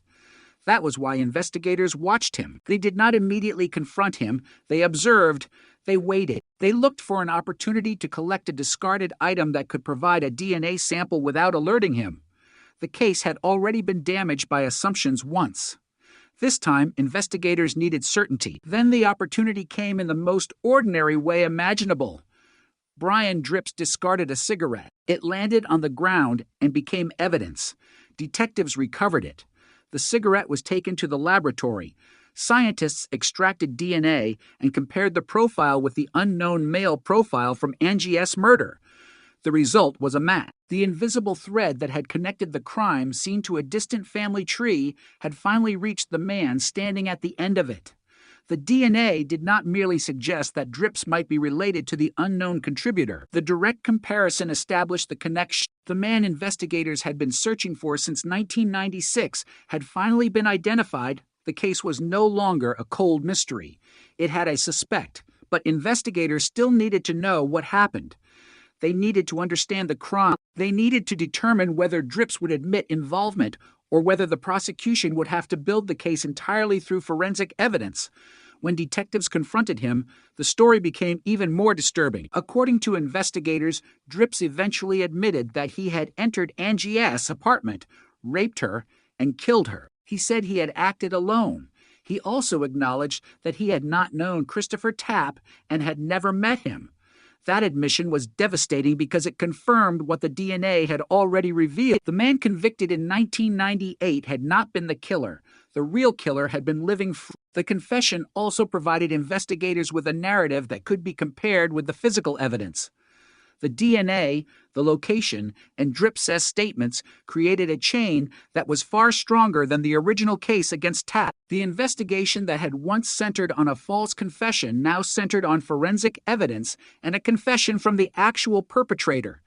But the story did not simply become a clean case of justice finally arriving. There were still questions about how the original investigation had gone wrong. Why had Tapp confessed? Why had investigators continued pursuing him despite DNA evidence that excluded him? Why had the unknown DNA profile not led directly to Drips years earlier?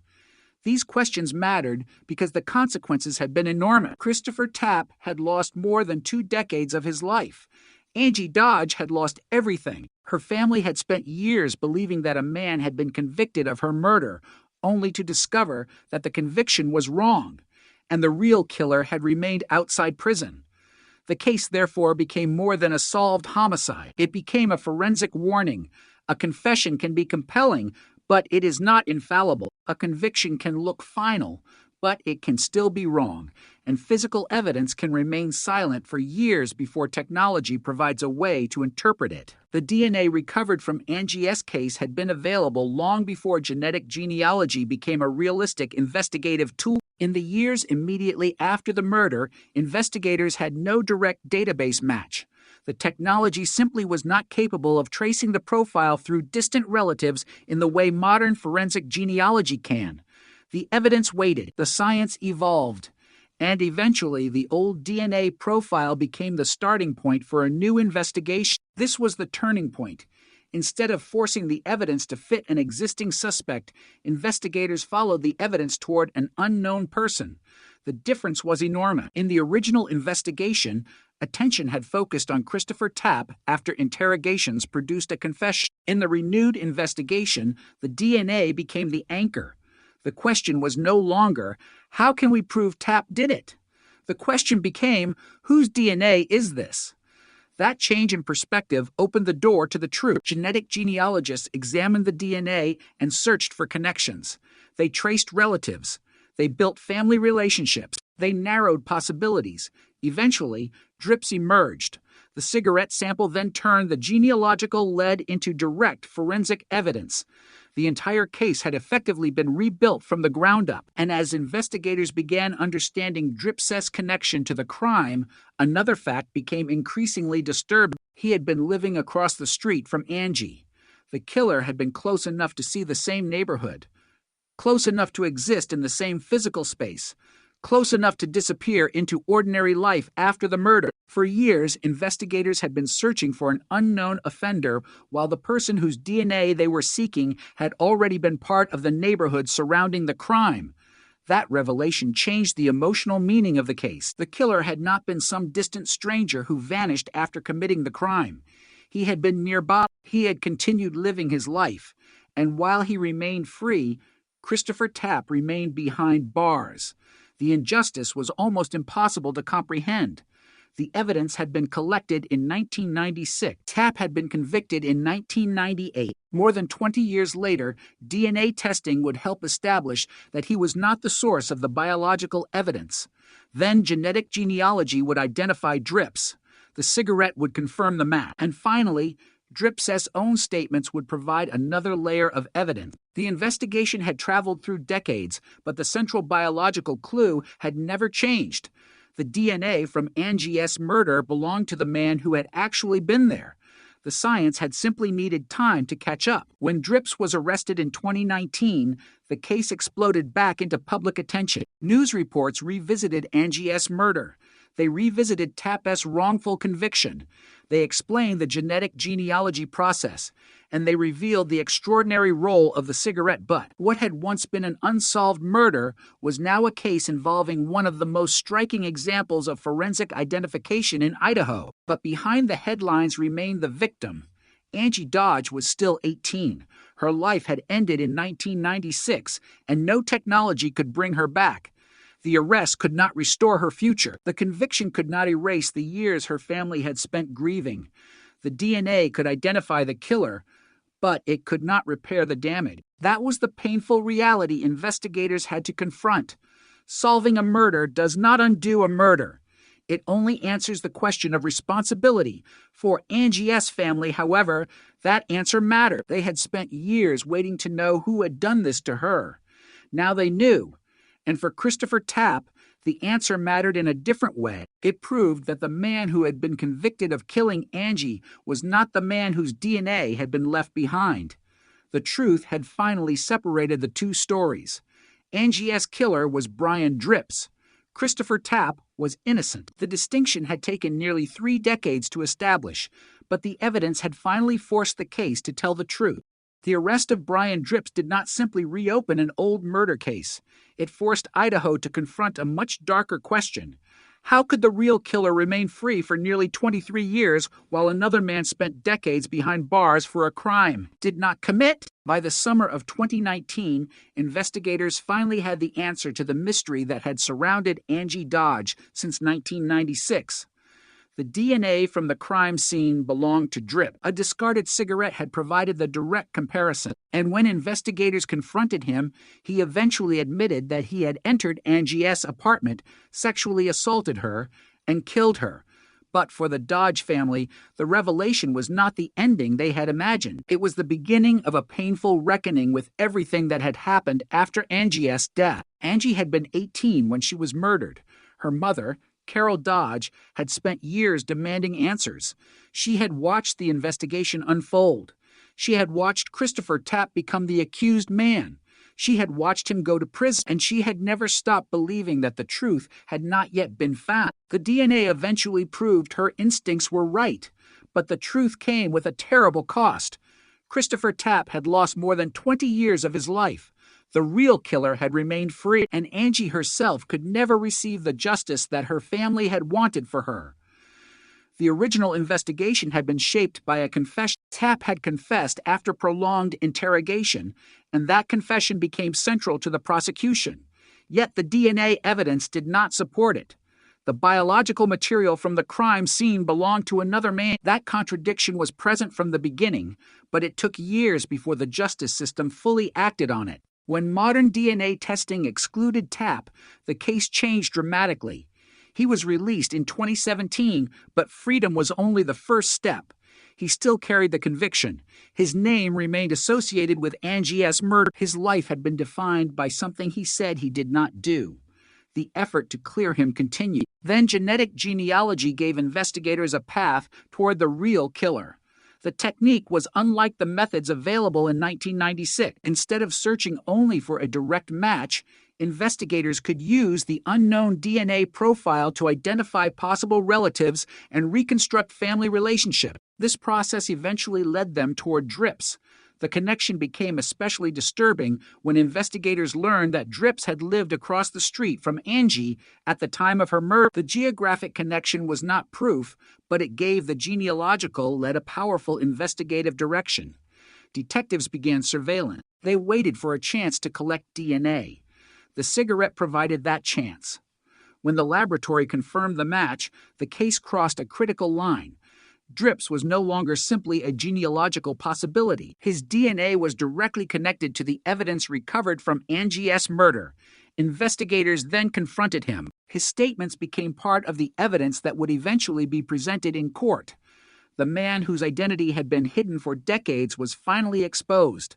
But there was another question hanging over the case. What had Drips been doing all those years? The answer was uncomfortable because it showed how easily a killer can disappear into ordinary life when investigators are looking in the wrong direction. Drips had not needed to flee the country. He had not needed to change his identity. He had simply remained outside the justice system because no one had identified him. The DNA existed, but the name did not. And without the name, investigators had no way to connect the evidence to him. That is what made genetic genealogy so powerful. It created a bridge between the unknown profile and the family history of a living person. Once that bridge existed, investigators could conduct surveillance and obtain a direct sample. The cigarette became the final confirmation.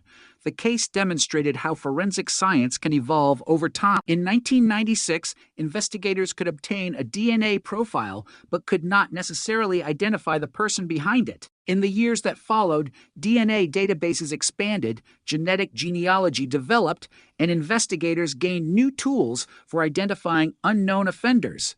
The evidence had not changed. The technology had, and that difference transformed Angie Dodge's case. But the scientific breakthrough could not erase the human consequences of the original mistake. Christopher Tapp had spent more than 20 years in prison. He had been separated from family and friends. He had lived under the weight of a murder conviction.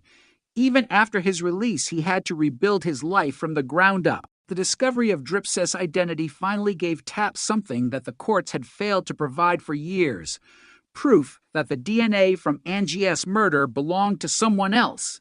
His innocence was no longer simply a claim. It was supported by forensic evidence and the identification of the actual killer. For Angie's family, the same evidence provided a different kind of answer. They finally knew who had killed her. The unknown man from the crime scene now had a name: Brian Drips. The case had moved from mystery to certainty, but certainty could not make the pain disappear. Angie was still gone. Her family had still spent decades without her. The investigation had still failed her for years, and an innocent man had still lost a huge portion of his life. That is why the case became so important beyond Idaho. It demonstrated the consequences of investigative tunnel vision and the importance of preserving biological evidence. If the DNA had been discarded, there might never have been a way to prove Tapp's innocence or identify Drips.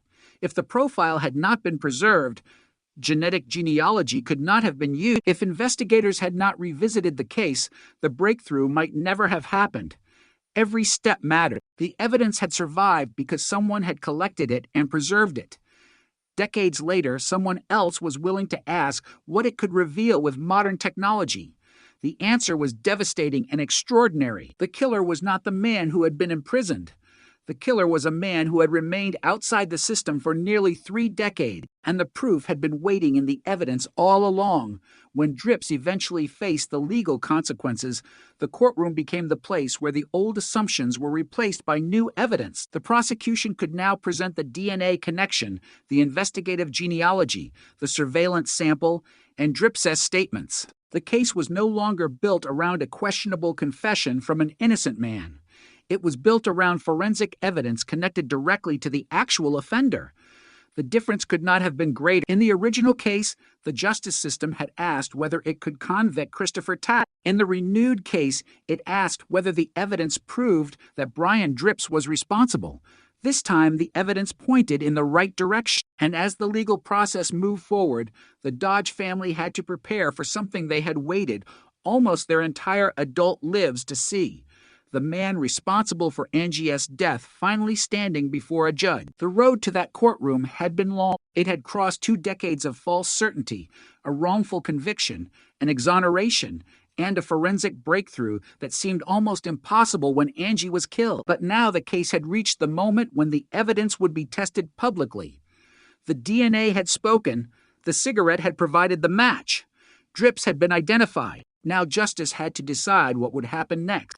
The courtroom could finally give a name to what had haunted Idaho Falls for nearly a quarter of a century, but it could not give anyone back the years that had already been lost. By the time Brian Drips stood before the legal system, the story surrounding Angie Dodge was no longer simply the story of an 18-year-old woman murdered in her apartment. It had become the story of a failed investigation, a wrongful conviction, an innocent man who had spent more than 2 decades behind bars, and a killer whose identity had remained hidden until modern DNA technology finally caught up with him. For Angie's family, seeing Drips brought a strange collision of emotion. There was the man they had wanted identified for years. There was the realization that the unknown DNA profile finally had a face. There was the knowledge that he had been living free while they were mourning, and there was the unavoidable memory that another man had been punished for the crime. The courtroom could establish responsibility, but it could not repair the damage. Angie was still gone. Christopher Tapp could never reclaim the years he had lost. Her mother could never hear her daughter's voice again. The family could never return to the moment before the murder. The clock had moved forward for everyone, but the night Angie died remained frozen in 1996. The prosecution now had something the original case had never possessed: a direct DNA connection between the suspect, evidence recovered from the crime scene. Investigators had first obtained a DNA profile from evidence associated with the murder, but that profile had not matched Tapp. Years later, genetic genealogy created the path that led investigators toward Drips, and a discarded cigarette provided the direct comparison. That small piece of evidence became one of the most important objects in the entire investigation. It was ordinary. It was disposable.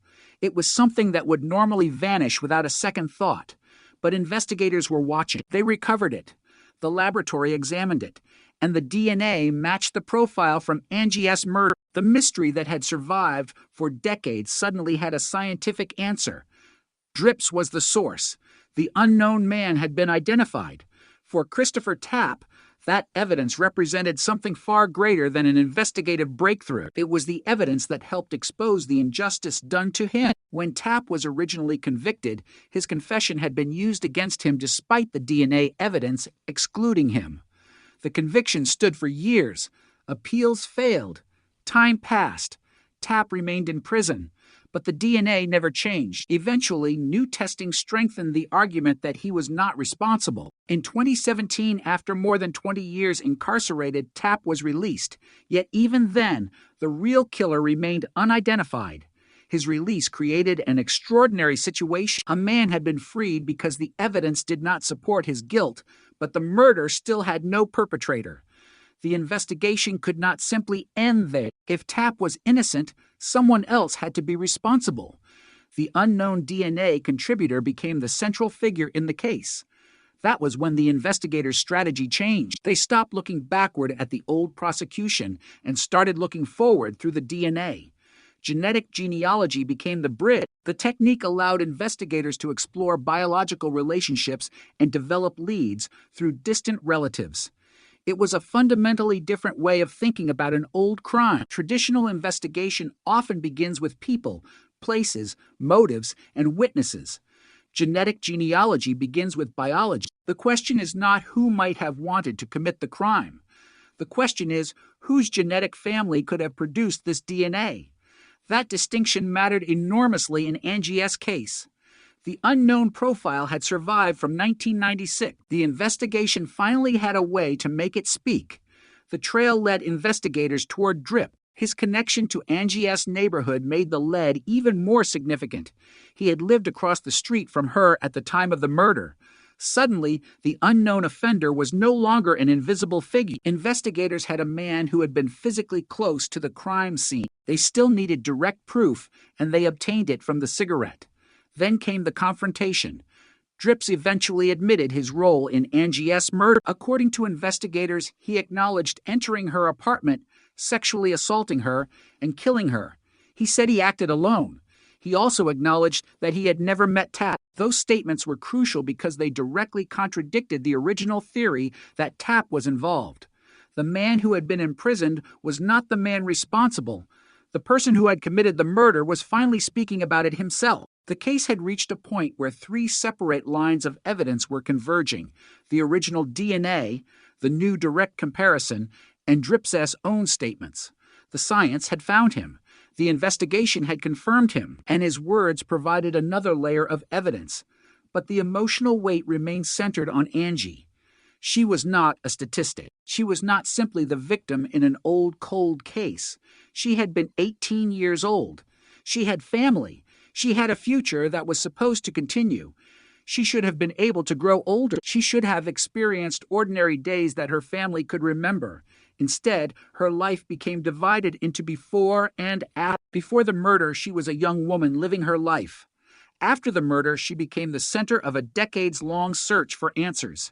Every year that passed without a solution added another layer to the tragedy. The family learned how to live with uncertainty. They waited for developments.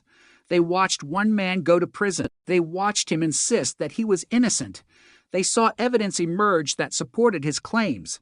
They watched him walk out of prison after years of confinement. And then they finally learned who had actually killed Angie. The answer was devastating because it revealed that the killer had been closer than anyone had understood. Across the street, the phrase sounds almost ordinary, but in the context of the case, it became chilling. The man investigators had spent years trying to identify had lived in Angie's immediate surrounding. While police were searching for the unknown offender, he had already been there. The discovery forced investigators and the public to reconsider the entire history of the case. What if the original focus had been different? What if investigators had followed the DNA instead of the confession? What if modern genetic genealogy had existed in 1996? These questions cannot change history, but they demonstrate why the case became so important. It showed what could happen when forensic evidence is preserved long enough for science to catch up. The DNA profile was not useful in the way investigators eventually needed at the beginning, but it remained. And because it remained, the case could be reopened with new technology decades later. That principle would influence other cold case investigations. Old evidence is not necessarily useless evidence. A sample that cannot identify a suspect today may become decisive tomorrow. A fingerprint once considered too incomplete might become readable through better imaging. A DNA profile once sitting without a match might eventually connect through genealogy. Time can change the tools available to investigators without changing the underlying evidence. Angie Dodge's case became a powerful example of that reality. The evidence had waited patiently. So had her family, and so had justice. But justice was not simply about finding drips. It was also about correcting the record for Christopher Tapp. His name had been attached to Angie's murder for years. The original conviction had shaped how people viewed him. Even after his release, the damage remained. Exoneration meant more than opening a prison door. It meant publicly acknowledging that the original conclusion had been wrong. The man convicted of Angie's murder had not committed it. The DNA belonged to another man. The truth was finally undeniable. That truth mattered to Tapp, but it also mattered to Angie's family. Carol Dodge had supported efforts to clear Tapp because she understood that keeping an innocent man imprisoned could never be justice for her daughter. The case therefore produced an unusual alliance between people who had been brought together by tragedy. The victim's family and the wrongfully convicted man both wanted the same thing, the truth, and eventually the truth led directly to Brian Drips. The case had begun with a murder scene and an unknown DNA profile. It had passed through interrogation rooms, courtrooms, prison cells, appeals, forensic laboratories, and years of uncertainty. Now it had reached the final stage. The killer had been identified. The evidence had connected him to the crime. The innocent man had been released. But before the story could finally close, the justice system still had to confront the consequences. Angie's family would have to speak. Christopher Tapp would have to live with what had been taken from him. And Brian Drips would have to face the sentence that had been waiting for him since the night he walked into Angie Dodge's apartment in 1996. The courtroom had finally become the place where 2 decades of unanswered questions collided with evidence that could no longer be ignored. Brian Drips was no longer an unidentified genetic profile. He was no longer simply a name produced through an investigative family tree. He was the man whose DNA matched biological evidence recovered from the scene of Angie Dodge's murder, and investigators had obtained that confirmation from a discarded cigarette after surveilling him. He had also confessed to the crime and said he had acted alone. But the courtroom was not only about Brian Drips. In many ways, it was also about Christopher Tapp, the man whose name had been attached to the murder for more than 20 years. Tapp had been convicted in 1998. He had been sentenced to life in prison. He had maintained his innocence. And now, in 2019, the legal system was finally being forced to confront the evidence that had existed long before the conviction. The DNA had excluded Tapp. The confession that prosecutors had relied upon had been obtained after intense questioning, and the real perpetrator had finally been identified. The contrast was almost impossible to comprehend. One man had been imprisoned for a crime he did not commit. Another man had lived outside prison for more than 2 decades after committing the crime. The difference between those 2 lives could be traced back to a series of decisions made during the original investigation. In the beginning, investigators had not known who killed Angie. They had evidence, but they did not have an identity. Then their attention turned toward people connected to the young social circle surrounding Angie. Christopher Tapp became a person of interest. What followed was a series of interrogations that eventually produced a confession, but Tapp's story changed repeatedly under pressure, and investigators supplied details and theories that shaped the statements he eventually made. According to the Innocence Project's account of the case, Tapp was subjected to more than 30 hours of interrogation over several weeks, and investigators used deception and threats while attempting to obtain a confession. Yet the DNA evidence was already creating a problem. It excluded Tapp as the source of the semen recovered from Angie. That evidence should have raised a fundamental question. If Tapp was the attacker, why was his DNA not there? Instead, the prosecution continued. The confession became more important than the biological evidence. The jury convicted him, and the real killer disappeared into ordinary life. For years, the case seemed to have a conclusion, but it was the wrong conclusion. Christopher Tapp entered prison as a young man. He emerged decades later having lost a huge portion of his life. He had grown older behind walls while Angie's family continued living without her. The injustice was not theoretical. It was measured in years. It was measured in birthdays missed, relationships altered, opportunities lost, and ordinary moments that could never be recovered. When Tapp was released in 2017, the story still had no true ending. His release did not identify Angie's killer. It simply removed an innocent man from a prison cell. The unknown DNA contributor was still free. The case still needed an answer. Then investigators and the Idaho Innocence Project turned toward a technology that would have sounded almost impossible when Angie was murdered: forensic genetic genealogy. The process began with the DNA profile that had been recovered from the crime scene. Investigators worked with Parabon Nanolabs to analyze the genetic information and build a family tree through genetic genealogy. The process was not immediate. It did not produce one name and instantly solve the case. Investigators developed possible family connections, identified people of interest, and collected DNA samples from several men. Those men were eliminated. The search continued. Eventually, investigators learned about another person in the relevant lineage. His name was Brian Drips. He had lived across the street from Angie at the time of the murder. That discovery changed the investigation.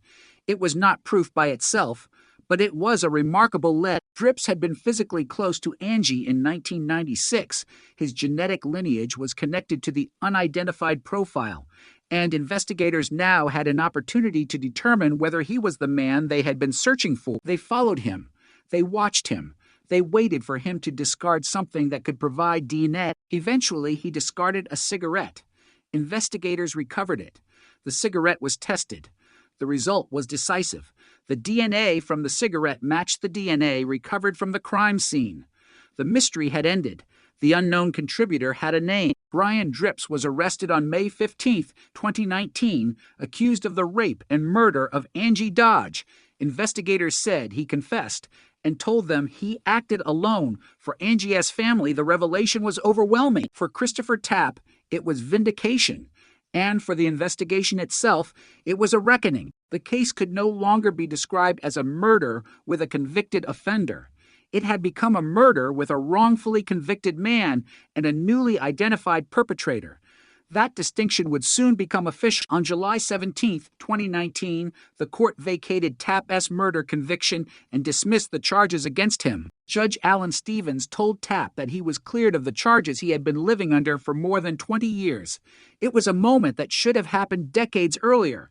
Tapp had spent 21 years behind bars. The DNA that ultimately helped clear him was not new evidence created from nowhere. It was evidence connected to the original crime. Modern technology had simply allowed investigators to interpret it in a way that finally identified its source. The irony was brutal. The biological evidence had helped establish the truth, but only after the justice system had already taken years from an innocent man. And now the person who had actually committed the murder was preparing to face the consequences. Drips eventually pleaded guilty. The legal process moved towards sentencing, and the family of Angie Dodge finally had an opportunity to speak directly to the man responsible.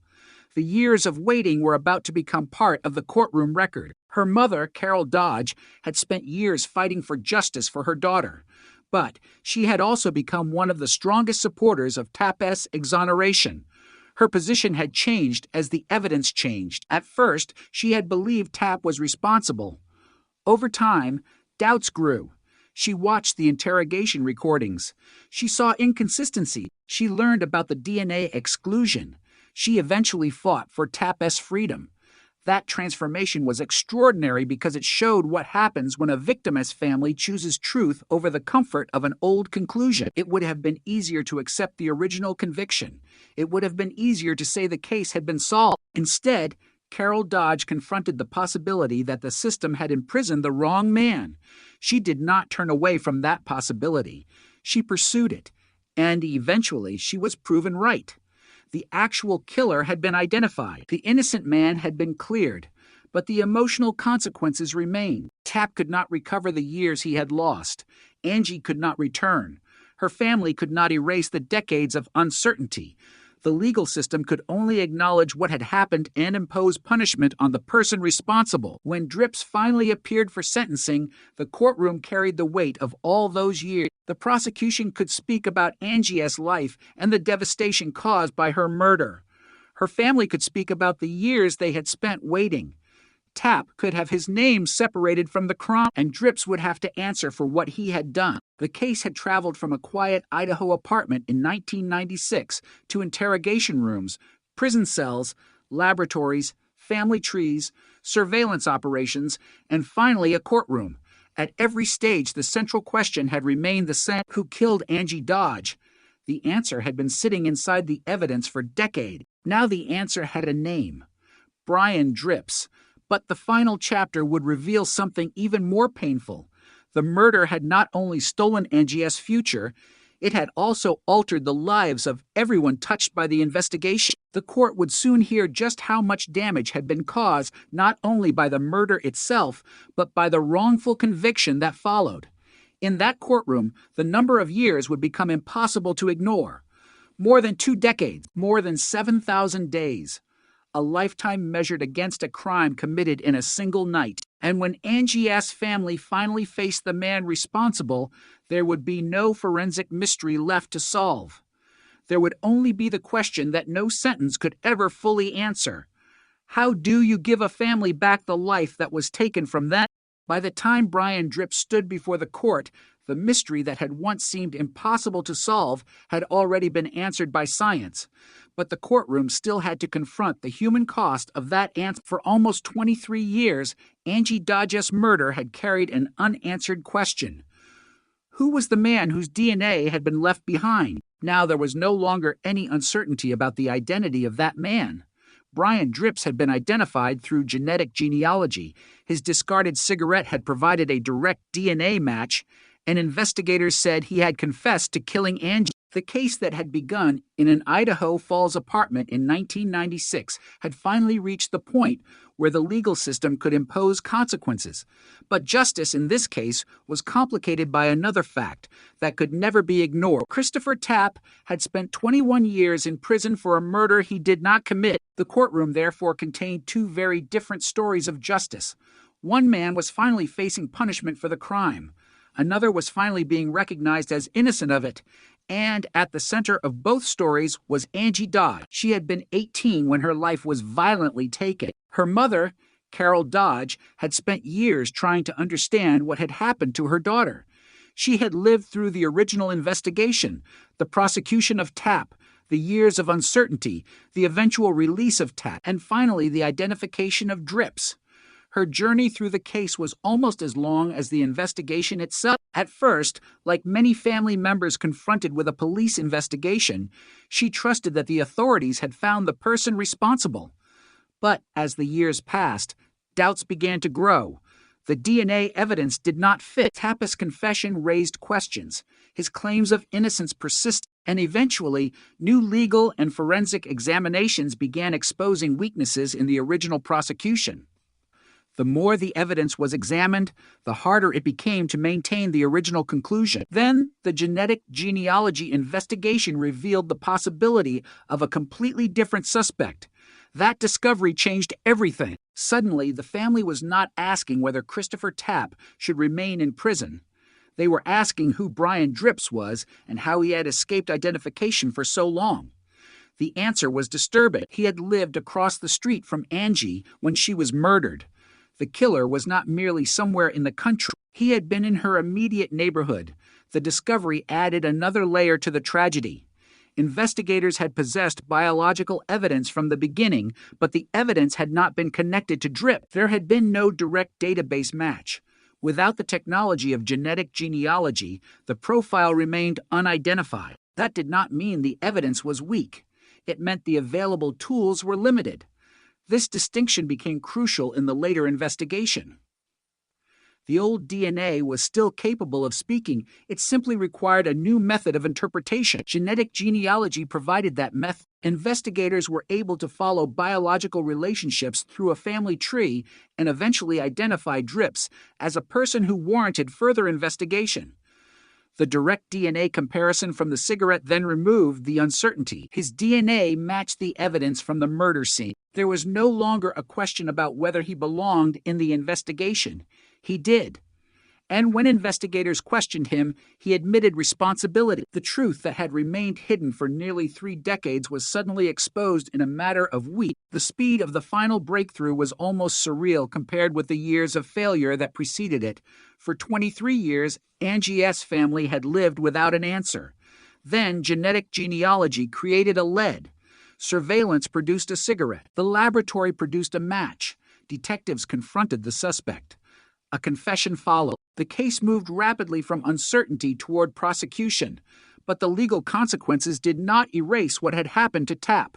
His wrongful conviction had become one of the most important elements of the case. He had been a young man when investigators focused on him. He was an older man when the justice system finally acknowledged that he was not the killer. 21 years had disappeared from his life. Those years could not be restored. There was no technology capable of returning them. No DNA test could reverse time. No court order could make him young again. No apology could recreate the experiences he had missed. That was one of the cruelest realities of the case. Solving Angie's murder was necessary, but it did not automatically repair the damage caused by the wrongful conviction. The two injustices had to be recognized separately. Angie had been murdered.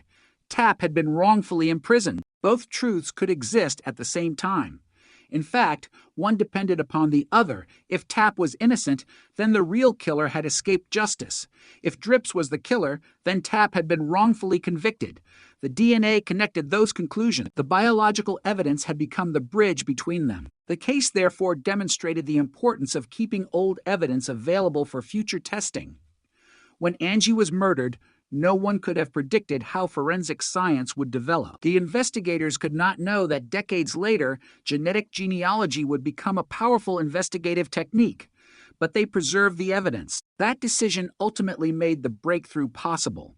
The evidence survived longer than the assumptions surrounding it, and when new investigators returned to it, the old evidence proved stronger than the old theory. This is what made the case so significant.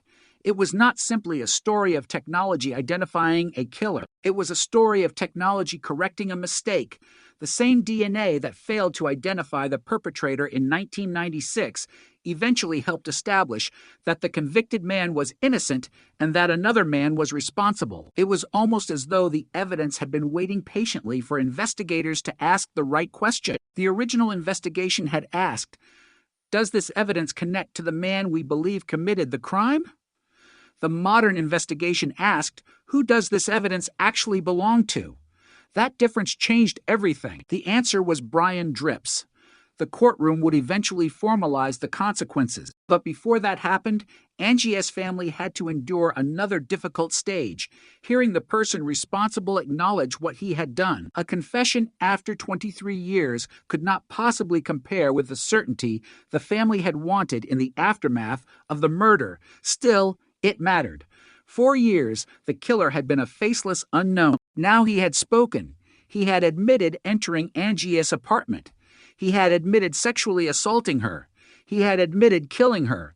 And he had said he acted alone. Those statements gave the family something that the original conviction had never truly provided: an account from the actual perpetrator.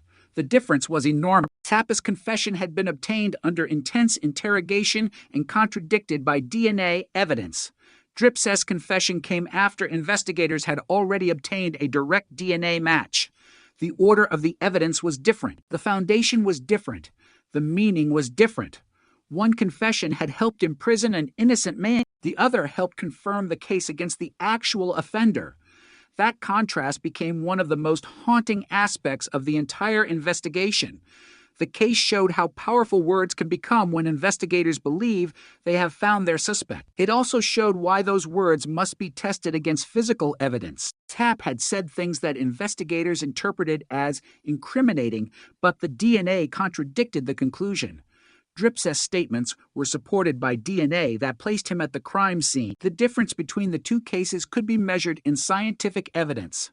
The courtroom now had the opportunity to correct what had gone wrong. Tapp's conviction had already been vacated. The charges against him were dismissed. His name was finally separated from Angie S. murder. Drips, meanwhile, was moving towards sentencing. The roles had been reversed. The man once portrayed as the killer was recognized as innocent. The man once invisible to investigators was now facing the consequences of his crime. For Carol Dodge and the rest of Angie S. family, that reversal must have carried an almost unbearable mixture of relief and grief. Relief because the truth had finally emerged. Grief because the truth was so terrible. Angie had been killed by a man who lived nearby. Her murder had been followed by a wrongful conviction, and the family had spent decades waiting for a resolution that should have come much sooner.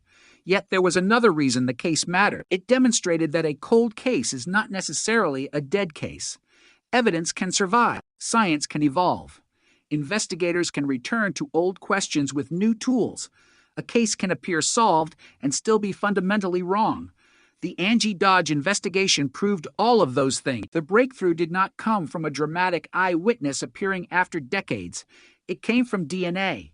It came from genealogy. It came from patients. It came from a discarded cigarette that might have been overlooked under different circumstances. And it came from investigators willing to challenge the conclusion that had stood for years. By the time the sentencing phase approached, the mystery itself had disappeared. The unknown killer had been identified. The wrongful conviction had been overturned. The evidence had been tested. The confession had been obtained. Now the courtroom had one final task: to decide how the law would punish the man whose DNA had waited nearly 3 decades to reveal his identity. But no sentence could ever equal the true cost of the crime. Angie's life had been reduced to a date on a calendar. Tap's youth had been swallowed by prison. Her family had spent years searching for answers, and the man responsible had walked free until science finally caught him. The courtroom could deliver a number. It could deliver a sentence. It could put a name beside the word guilt, but the years would remain. The memories would remain. And the question that had haunted the Dodge family since 1996 would finally have an answer that could never be changed again. Brian Drips was the man whose DNA had been waiting in the evidence all along. The sentence would eventually be written in a court record, but no number could measure what had been lost. When Brian Drips stood before the judge, the case was no longer about an unidentified killer, an unresolved DNA profile, or a missing piece of the puzzle. The evidence had finally converged. The DNA recovered from Angie Dodge's murder had been traced through genetic genealogy. Investigators had followed that trail to Drips. They had watched him. They had recovered a discarded cigarette. The laboratory had compared the DNA. It matched. Drips had then confessed to the murder and rape, telling investigators that he acted alone. The mystery that had lasted nearly 23 years was over. But the courtroom was about more than solving a cold case. It was about consequences.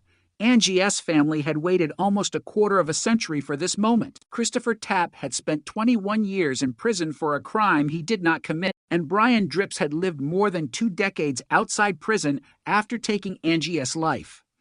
Every one of those facts entered the courtroom with him. The prosecution did not have to argue that the case was built around an uncertain suspect anymore. The evidence was overwhelming. The DNA connected Drips to the crime. His own statements supported the prosecution. His presence across the street from Angie at the time of the murder added a disturbing geographic connection, and the wrongful conviction of Tapp had already been officially recognized. In July 2019, a judge vacated Tapp's murder conviction and dismissed the charges based on actual innocence. The man who had once been presented as Angie's killer was finally free of that accusation. But freedom came after more than 20 years of incarceration. That fact would remain one of the most painful elements of the case. Tapp had entered prison as a young man. He left having spent a significant portion of his adult life behind bars. The years could not be returned. The people he might have become during those years could not be recovered. The experiences he missed could not be recreated. His exoneration corrected the record, but it could not reverse time. And now the court had to decide what punishment Brian Drips would receive. Drips eventually pleaded guilty to the rape and murder of Angie Dodge. The plea meant that there would be no dramatic trial in which jurors would have to decide whether the evidence proved his guilt. The DNA had already answered the central question. The confession had added another layer. The guilty plea formally acknowledged responsibility. For the Dodge family, that acknowledgement carried enormous weight. They had spent years living with uncertainty, and now the man responsible was admitting what he had done. But there was no victory in the ordinary sense. A family does not win when a daughter is murdered. There is no verdict capable of restoring an 18-year-old woman to the life she should have lived. There is only the possibility of accountability. And accountability was finally arrived. Before the sentence was imposed, members of Angie S.'s family spoke about what her death had done to them. Her older brother Todd Dodge described the destruction that followed the murder. The family had not simply lost Angie on one night. They had spent decades living with the consequences of losing her. Their lives had been permanently altered. Their family structure had changed. The investigation itself had added another layer of trauma because an innocent man had been convicted and imprisoned. The case had never been simply one tragedy. It had become a series of tragedies connected by the same crime. Then came the words of Angie S.'s mother, Carol Dodge. She confronted the man responsible for her daughter's death. Her grief was still visible decades later. The passage of time had not softened what happened. If anything, the years had made the scale of the loss clearer. Angie should have grown older. She should have experienced adulthood. She should have had decades of ordinary life. Instead, her family had spent those decades remembering a young woman who would never grow older. Dripps stood before them as the person whose actions had ended that future. The defense asked the court to consider his later life. His attorney argued that after the murder, Dripps had committed few or no other serious crimes and had lived much of his adult life without further violent offenses. His lawyers also pointed to his remorse and his deteriorating health, but the prosecution rejected the idea that the years he spent free should reduce the seriousness of what he had done. The argument was simple and devastating. Angie had not been given the opportunity to live those years. Dripps had.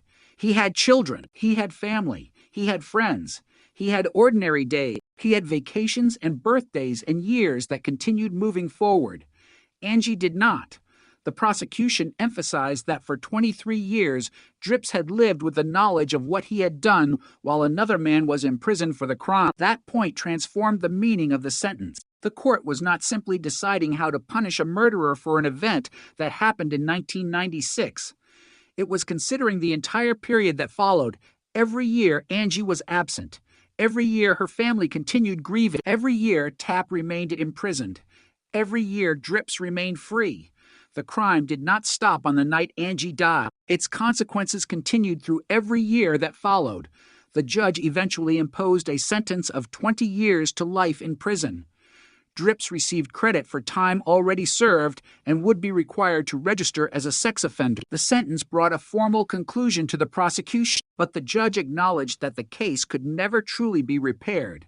An innocent man had spent a significant part of his life behind bars.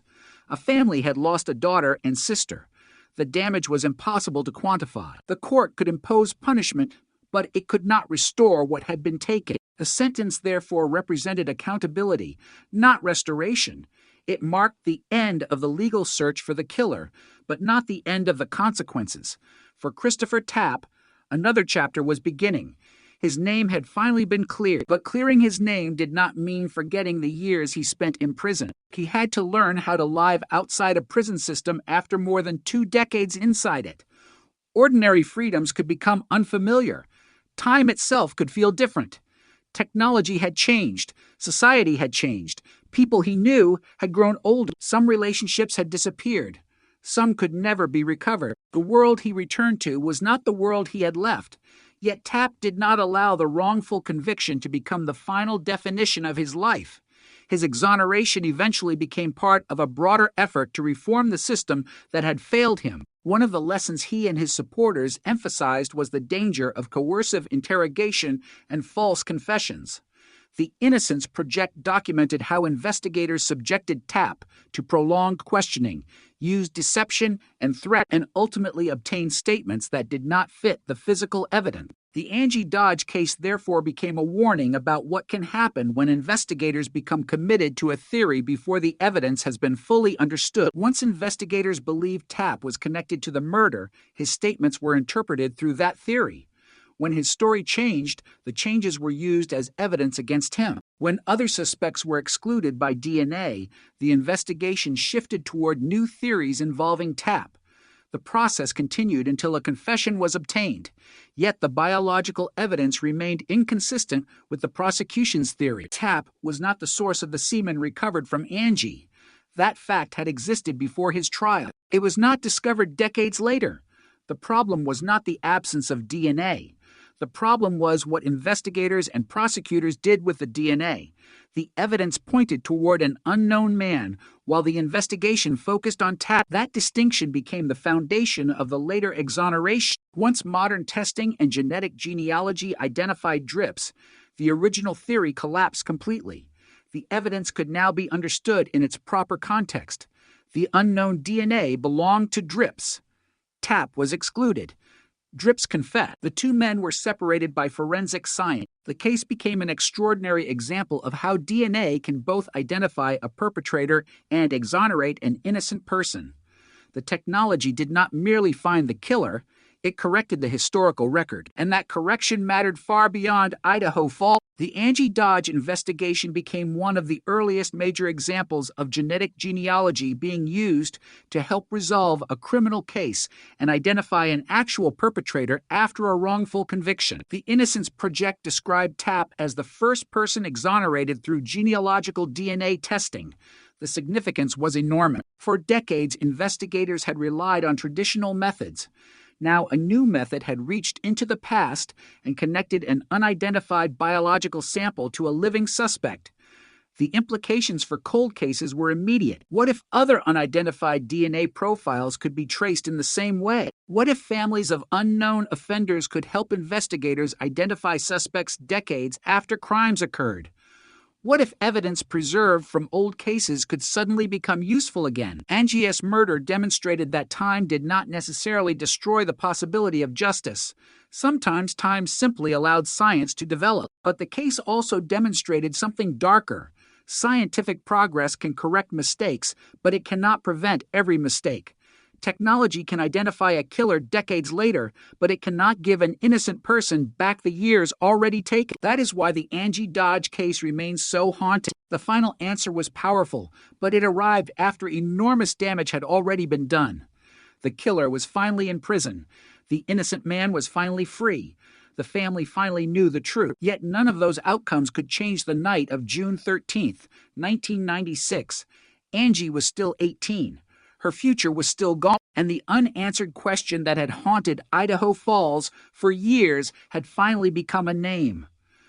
Brian Drips, a name connected by DNA, a name connected by confession, a name connected by a crime that had once seemed impossible to solve. The courtroom could close the legal case. It could not close the emotional wound. That wound belonged to Angie's family, to Christopher Tapp, and to everyone who had spent years believing the wrong story. The truth had finally arrived, but it had arrived carrying the weight of everything that had happened before it. For nearly 23 years, the name Brian Drips meant nothing to the investigators searching for Angie Dodge's killer. It was not in the case files as the identity of the unknown offender. It was not the name attached to the DNA profile recovered from the crime scene. It was simply the name of a man living his life while the investigation remained trapped in the past. But by 2019, everything had changed. The DNA had found a path through genetic genealogy. Investigators had traced that path to Drip. A discarded cigarette had provided the direct comparison. The laboratory had confirmed the match, and investigators had confronted him. According to authorities, Drips eventually confessed to killing Angie and said he acted alone. After decades of uncertainty, the evidence had finally converged on one person, but identifying the killer was only half of the story. The other half was the man who had spent more than 20 years in prison for a crime he did not commit. Christopher Tapp had been convicted in 1998 after a deeply controversial investigation.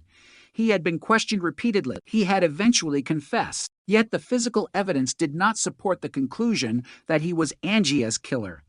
The DNA recovered from the crime scene excluded him. That fact became increasingly important as attorneys and investigators revisited the case years later. Tapp's conviction was eventually vacated and the charges were dismissed in 2019. He was officially cleared. The justice system had finally acknowledged what the evidence had been saying for years. Tapp was not the killer, but there was another disturbing truth. The actual killer had been free while Tapp was in prison. That was the reality that made the case so painful. The same evidence that ultimately proved Tapp's innocence also identified the man who had escaped detection. The DNA had not failed. The investigation had failed to correctly follow it. When Angie was murdered, forensic DNA testing was still a relatively young investigative technology. Investigators could establish that biological material came from an unknown male, but they did not have the modern tools necessary to trace that profile through distant relatives. There was no massive genealogical network capable of producing the kind of investigative lead that eventually emerged decades later. The DNA profile became a kind of forensic fingerprint without a name. It could exclude suspects. It could tell investigators that a particular person was not responsible, but it could not tell them who the unknown man was. Then science moved forward. Genetic genealogy transformed the possibilities. Instead of waiting for a direct database match, investigators could search for relatives of an unidentified DNA contributor. The process could reveal branches of a family tree. Investigators could then work through those branches, narrowing possibilities until one person emerged as a potential suspect. In Angie's case, that process eventually pointed toward Drips. The discovery that he had lived across the street from Angie at the time of her murder made the lead particularly significant. But investigators still needed direct confirmation. They did not simply arrest him because his name appeared in a genealogical investigation. They watched him, they waited, and then they recovered the cigarette. The cigarette became the bridge between genealogy and traditional forensic testing.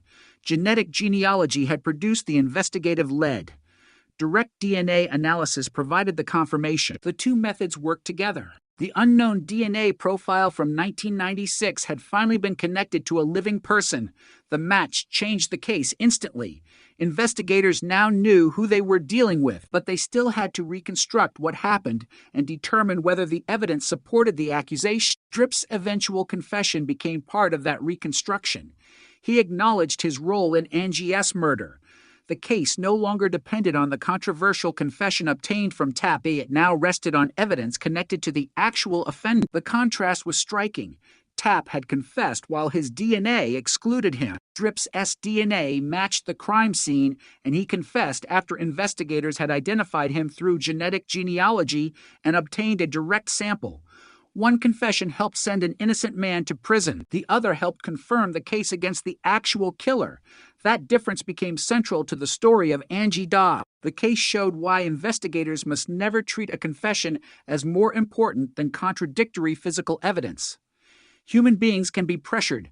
They can become confused. They can say things that investigators want to hear. But DNA does not change its story because an interrogation room becomes intense. The genetic material recovered from Angie's murder had pointed toward an unknown male from the beginning. The real challenge was discovering his identity. Once technology provided the answer, the entire history of the case had to be reconsidered. The consequences for Tapp were enormous. He had been incarcerated for 21 years. When he was finally released, he faced a world that had changed while he was behind bars. His youth was gone. His life had been interrupted. His reputation had been damaged. Even though he was innocent, he had to live with the consequences of having been convicted. His exoneration could not restore the years he lost, but it could restore the truth. That distinction became one of the most important themes of the case. Justice is not simply about punishment. It is also about correcting the record when the wrong person has been convicted. For Angie's family, the correction mattered deep. Carol Dodge eventually became an advocate for Tapp's exoneration. That was a remarkable development. The mother of the murder victim was supporting the man once convicted of killing her daughter. She had reached that position because the evidence forced her to reconsider what she had believed. She could not accept that an innocent man should remain in prison simply because an earlier investigation had reached the wrong conclusion. Her decision reflected something larger than forgiveness or sympathy. It reflected a commitment to the truth. The truth mattered even when it complicated the story everyone had accepted for years. The original conviction had created a sense of closure. There was a defendant. There was a verdict. There was a sentence. But the case had never truly been solved. The DNA profile remained unexplained. The evidence did not fit the conviction, and Angie's family still carried questions. When Drips was identified, those questions finally had answers. Yet answers could also create new pain. The family learned that the man responsible had been living across the street from Angie. That detail was difficult to comprehend. The killer had not been some distant stranger who vanished after the murder. He had been nearby. He had existed within the same physical environment. He had been part of the neighborhood. And for years, no one knew. That fact transformed the meaning of the original investigation. Detectives had searched for a mysterious unknown offender, while the biological evidence had been pointing toward a man who had lived only a short distance away. The case was therefore a reminder that proximity does not always reveal guilt, and distance does not always conceal it. Investigators had to rely on evidence, not assumptions.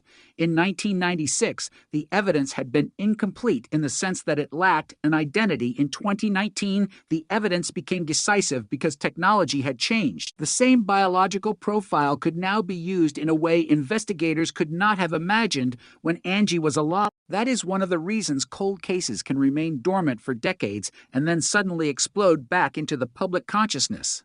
A case does not necessarily change because new witnesses appear. Sometimes the case changes because the old evidence becomes more powerful. The Angie Dodge investigation was a perfect example. Nothing about the DNA sample had to be rewritten. The science surrounding it had evolved. That evolution gave investigators a new question to ask and a new method for finding the answer. Eventually, the legal process reached its conclusion. Drips pleaded guilty and was sentenced to 20 years to life in prison. The sentence represented accountability for Angie's murder, but it could not compensate the family for what had happened. It could not restore Angie. It could not erase the years of fear and uncertainty.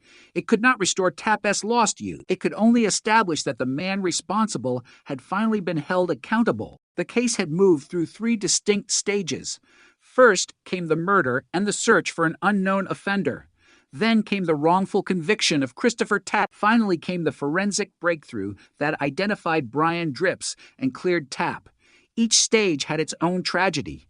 Each stage left behind consequences, and each stage demonstrated a different lesson about the criminal justice system. The first showed the difficulty of solving a murder without an identified suspect. The second showed the danger of relying on a confession when physical evidence points elsewhere. The third showed the extraordinary power of DNA and genetic genealogy to correct a decades-old mistake. But even after the sentence, the story did not simply disappear.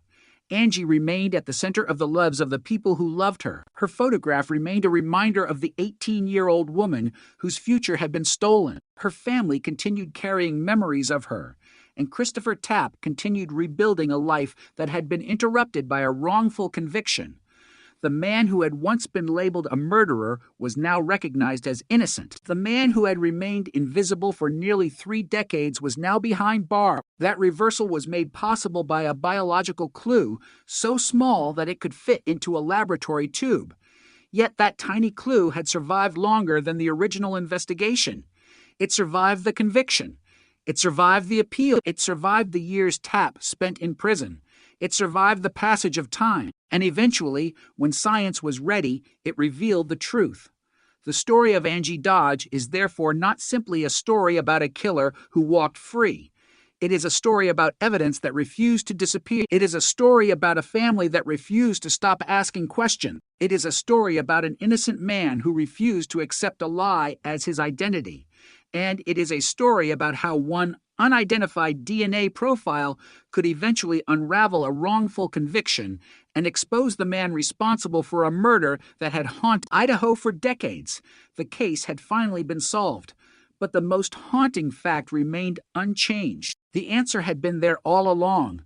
The DNA had been waiting in silence, buried inside evidence collected more than 2 decades earlier, waiting for technology to catch up with the truth. The final identification of Brian Dripps brought an official answer to the question that had haunted Angie Dodge's family since 1996, but it also forced investigators to examine every assumption that had shaped the case from the beginning. For decades, the investigation had been built around the belief that Christopher Tapp was responsible. His confession had appeared to give investigators what they wanted most: a suspect, a story, and a path toward prosecution. But the confession had never solved the most important contradiction. The DNA did not belong to Tapp. That fact would eventually become the crack that split the entire case open. Once Dripps was identified through genetic genealogy and his DNA was directly matched to the biological evidence from Angie's murder, the original prosecution could no longer survive. The evidence had finally established a completely different story, and suddenly, every year that Tapp had spent behind bars became part of the case itself. Tapp had been 20 years old when investigators focused their attention on him. He had been a young man standing at the center of an investigation he did not understand, surrounded by detectives demanding answers about a murder he said he had not committed. The interrogation became increasingly intense. Investigators repeatedly challenged his statements. They presented theories. They pressed him for details. Eventually, Tapp gave investigators statements they interpreted as a confession, but those statements did not lead to the truth. They led to prison. The case demonstrated one of the most dangerous possibilities in criminal investigations. Once investigators become convinced that they have found the perpetrator, every new piece of information can begin to look like confirmation. A contradiction can be explained away. An inconsistency can become evidence of deception. A denial can become evidence of guilt. And a confession, even one produced under extraordinary circumstances, can become the center of the entire theory. In Angie's case, that theory lasted for years. It lasted through court proceedings. It lasted while Tapp remained imprisoned. It lasted while the real killer remained unidentified. But DNA does not depend on theories. It does not care what investigators believe. The biological evidence remained exactly what it had been on the day it was collected. It belonged to an unknown male. It did not belong to Christopher Tapp. Eventually, that fact became impossible to ignore. The effort to re-examine Tapp's conviction gained momentum as attorneys and investigators examined the original evidence and the circumstances surrounding his confession. The more closely the case was examined, the more serious the contradictions became. Tapp's conviction was eventually overturned. In 2017, he walked out of prison after more than 20 years behind bars. But even then, the story was incomplete. Freedom for Tapp did not answer the question of who had actually killed Angie. The unknown DNA profile remained, and that meant the investigation had to continue. This was the moment when the case entered an entirely new era. Instead of relying on the assumptions of the 1990s, investigators could use tools that had not existed when Angie was murdered. Genetic genealogy became the key. The unidentified DNA was analyzed in a way that allowed investigators to search for genetic relatives. They were not necessarily looking for the killer himself. They were looking for his biological family. That distinction was revolutionary. A DNA profile that could not be matched directly could still reveal relationship. Those relationships could be placed into a family tree, and somewhere within that tree could be the person who had left the DNA behind. The process required patience and careful investigation. A genealogical connection was not itself proof of murder. It was an investigative lead. Researchers could identify potential family branches. Investigators could determine which individuals were connected to the relevant lineage, and then traditional police work could take over. One by one, possibilities could be examined. Some people could be excluded. Others could be investigated more closely. Eventually, the trail led toward Brian Dripps. Then came the revelation that made the lead even more striking. Dripps had lived across the street from Angie at the time of her murder. That fact did not prove guilt, but combined with the genetic genealogy connection, it was enough to make him a serious person of interest. Detectives began watching him. They needed direct evidence. They needed his DNA. And they needed to obtain it without compromising the investigation. The opportunity arrived through an object so ordinary that it could easily have been overlooked: a cigarette. Dripps discarded it. Investigators recovered it.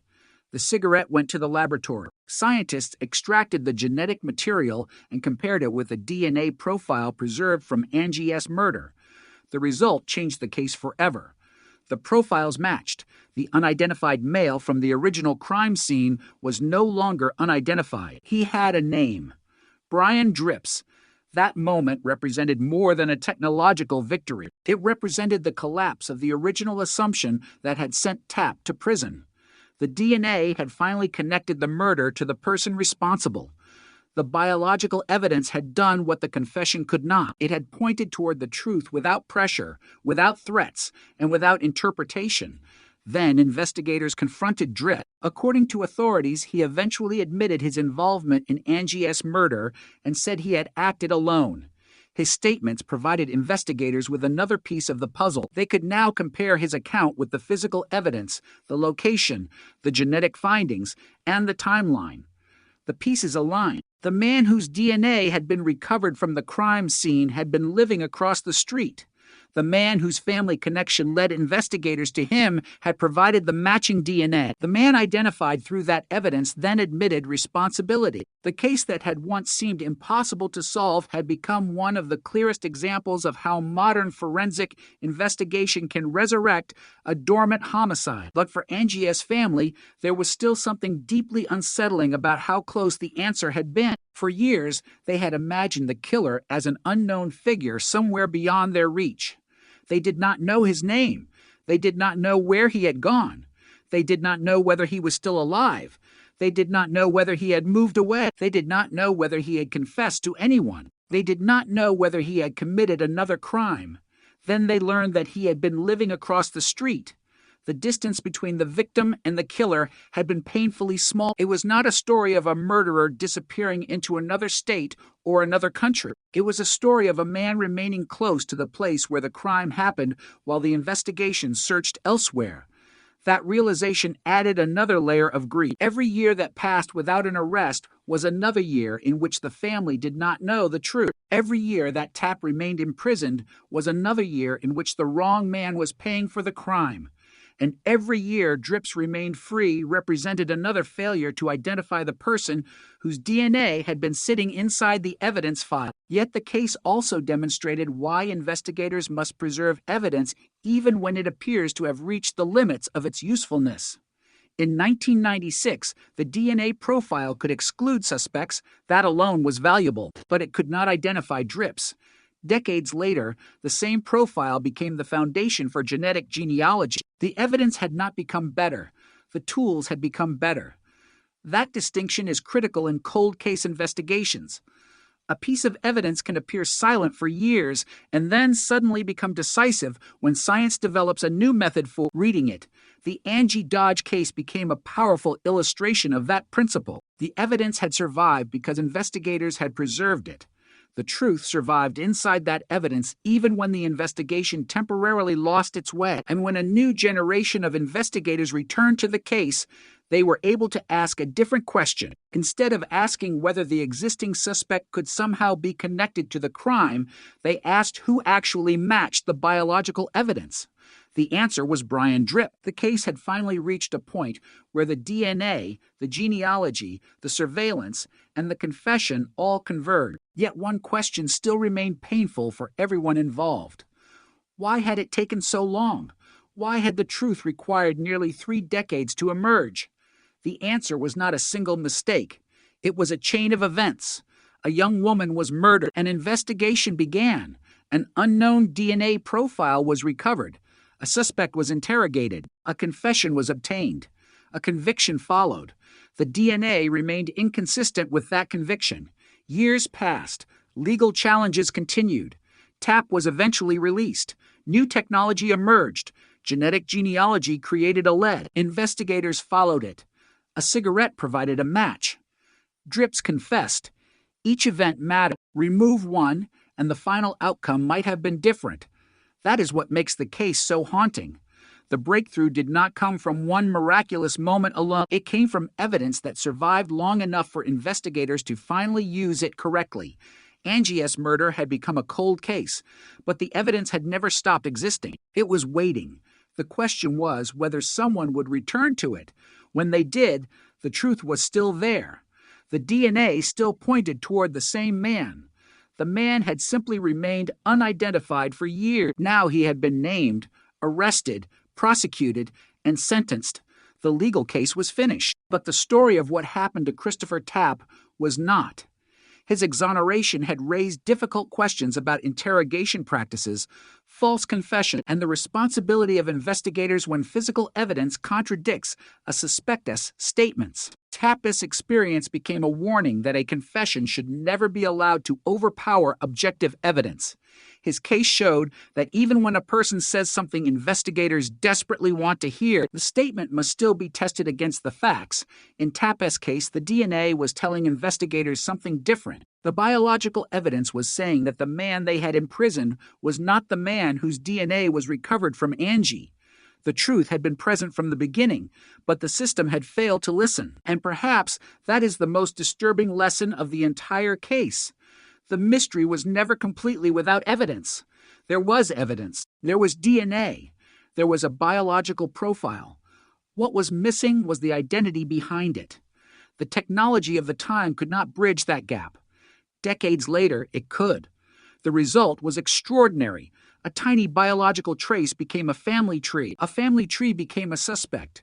A discarded cigarette became a DNA match. A DNA match became an arrest. An arrest became a confession. And a confession finally gave Angie S. family the answer they had waited nearly half a lifetime to hear. The killer had been identified. The innocent man had been cleared. The case had been solved, but the years remained. The years Tapp lost. The years Angie never received. The years her family spent asking the same question. They could not be recovered. No courtroom could return them. No scientific breakthrough could reverse them. All that remained was the truth, finally established after nearly 3 decades, and the haunting realization that the evidence had been waiting in silence for someone to understand what it had been saying all along. For Angie Dodge's family, the identification of Brian Drips brought an answer. But an answer is not the same thing as closure. Closure suggests an ending. It suggests that the door can finally be shut, that the memories can be placed somewhere in the past, that the years of uncertainty can finally become history. But the reality was far more complicated. Angie was still gone. Christopher Tapp still carried the consequences of losing 21 years of his life to a wrongful conviction, and the investigation itself had left behind difficult questions about how a case could go so far in the wrong direction while critical DNA evidence was already sitting inside the evidence file. The story had begun with a young woman and ended with a genetic profile. But between those 2 points were decades of human decision. Angie Dodge had been 18 years old when she was murdered in Idaho Falls in 1996. Her death shocked the community and launched an investigation that would eventually become one of the most closely examined wrongful conviction cases in Idaho. Investigators worked to identify the person responsible. They recovered biological evidence from the crime scene. They developed a DNA profile. But the profile belonged to an unknown male. That unknown profile should have remained a central unanswered question. Instead, investigators eventually focused on Christopher Tapp. The interrogation process became intense. Tapp was repeatedly questioned. He eventually gave investigators statements that were treated as a confession. Those statements became central to the case against him.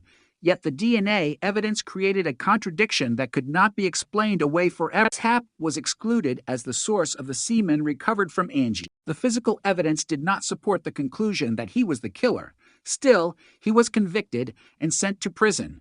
Years passed. The conviction stood. Angie's family continued grieving.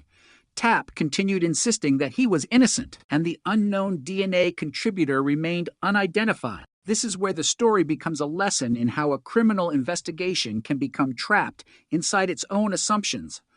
Once investigators believe they have identified a perpetrator, every new fact can be interpreted through that belief. If a suspect denies involvement, investigators may interpret the denial as deception. If the suspect changes a detail, they may interpret the change as evidence of guilt. If a confession appears, it can become the final confirmation. But the problem is that confirmation is only meaningful when it agrees with independent evidence. In Angie's case, the DNA did not agree. It pointed towards someone else. The eventual exoneration of Tapp demonstrated how serious that contradiction had been.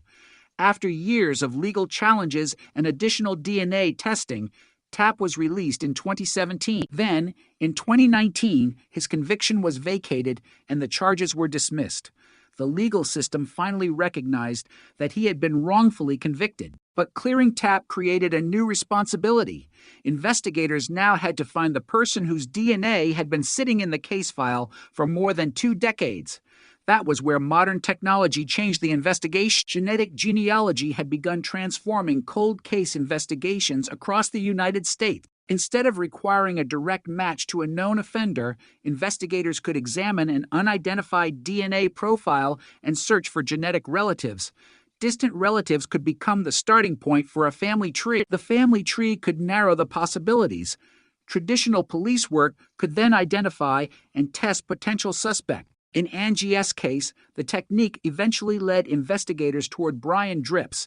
The discovery that Dripps had lived across the street from Angie at the time of the murder was striking. It did not automatically prove that he was the killer, but it provided an important piece of context. The person connected to the genetic genealogy investigation had also been physically close to the victim when she was murdered.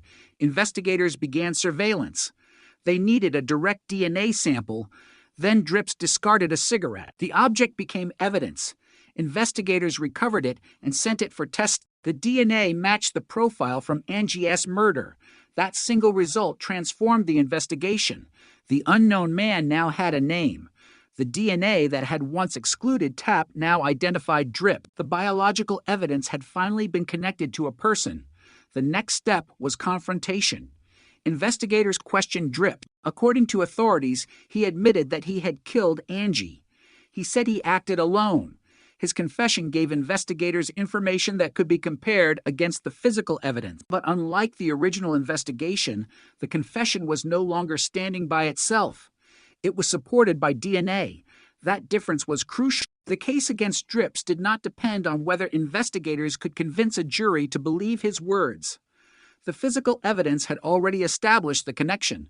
The confession became another piece of a larger evidence.